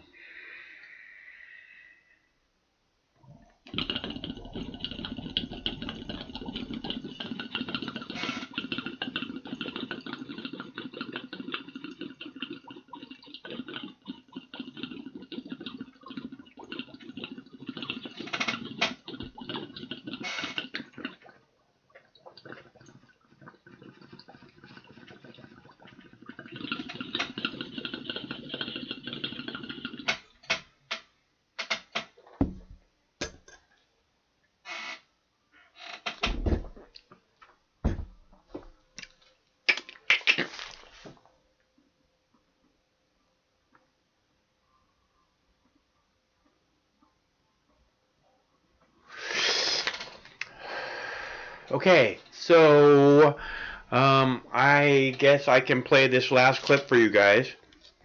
Let's see, we have fucking tiger, and then I have a clip from France Today. Fucking, I don't see a fucking tiger. What do you mean fucking tiger? Fucking tiger. Let's see. The France Today clip is clip number 5. Emmanuel Macron has visited the hospital where the second patient here in France died of coronavirus. 38 people are now infected. China remains the epicenter of the infection. Most of the 82,000 infected worldwide and more than 2,800 who have died are from there. But cases around the world are increasing. In Europe, concern rises. There are now 17 dead in Italy and more than 650 infections. In the Middle East, Iran cancelled Friday prayers. 26 people are now dead there because of the outbreak. 245 people so far confirmed infected. The outbreak began in China's Hubei province. It's now touched every corner of the world. In France, the health ministry is promising 15 million protection masks, even though experts doubt their efficiency. And the French Prime Minister Edouard Philippe spoke more about the preparations for the likely rise in infections. We have designated 108 hospitals that are ready to receive patients. The entire territory is covered in the city and in rural areas. in metropolitan France and overseas. We have ordered an additional 200 million masks, which are in addition to the reserves that have already been built up and can obviously be mobilized. We have increased our diagnostic capacity so that we can produce the number of tests needed to cope with the development of the epidemic if it continues to develop. Le cas échéant de l'épidémie. Iran has become the largest source of new cases outside China. There are 26 people there so far who've died after contracting coronavirus COVID-19. The authorities have cancelled the prayers this Friday, the usual tradition, cancelled to stop further spread of the infection. With every passing day, the coronavirus outbreak in Iran has gotten worse, and this Thursday has been no different. With 106 new cases confirmed, it was the highest increase in a single day since the country began reporting infections last week. There have been 106 new cases confirmed this Thursday. Of those new cases, 7 have lost their lives. More than 24 people have died since the beginning of the outbreak, with an increasing number of high-profile infections. Among them, one of Iran's 7 vice presidents, Mahsouma Ibtikar. She is currently being treated at her home. Although authorities had been trying to downplay the spread of the disease, on Thursday they stepped up their contingency planning, with President Hassan Rouhani asking Iranians to avoid traveling and all public gatherings. But the conflicting government rhetoric has some residents confused. At the end of the day, I can't decide between what the internet says and what state television says. The internet says it's very dangerous, but TV says it's nothing serious, that it's just a simple cold. As a citizen, I haven't been able to tell which one is telling the truth. In a rare move, the government said it was canceling the main Friday prayers in dozens of cities, including Tehran, Qom, and Mashhad. School and university closures in affected areas have also been extended by at least 1 week. We're watching for all developments on the situation regarding the viral outbreak across the world.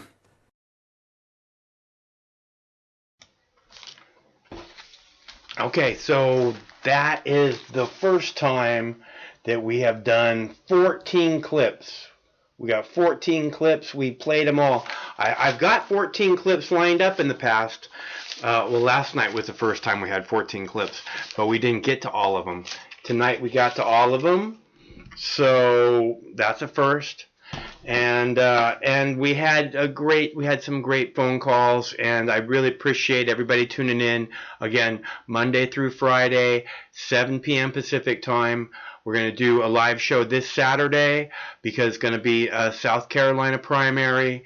I really hope that you guys were able to tune in because I really enjoy sharing the primaries with you. It's so much better than me just yelling at my television by myself. You know what I mean? So I look forward to that very much, and I hope we see you again tomorrow here, same Mox time, same Mox channel. And be sure to remember, one of these days this war is going to end. Stay cool till that day. No matter which mouth you feed on a two-headed snake, it still shits the same turd. But lucky for you, you have Mox News. More than 10 years. More than 60,000 videos. Mox News has been filtering the nonsense and illuminating the bullshit from your mainstream media. Turn off your TV and turn on to Mox News. For over a decade, documenting the socio-political events that have etched and carved the pathways that define today's modern mess, Mox News has been providing clarity while faithfully bringing you today's relevant stories 100% commercial-free and subscription-free. And just like Lady Liberty vows to remain free. But at this time, we're asking you for your help, your patronage, and your support to keep the lights on and the videos rolling. For less than 17 cents per day, you can become a basic subscriber, knowing that your donation is truly making a difference that will help continue bringing the news stories that make a difference in your life. Turn on, tune in, and drop a couple dimes today by clicking the link below or visiting moxnews.com and show your support at any level. From a single one-time donation or dedicated monthly subscriber, do it now in less than 2 minutes. All donations are safe, securely processed, and verified using PayPal, Visa, MasterCard, American Express, or Discover Card. As always, we're sure you'll find something of interest each and every day. This holiday season, give the gift of Mox. moxnews.com.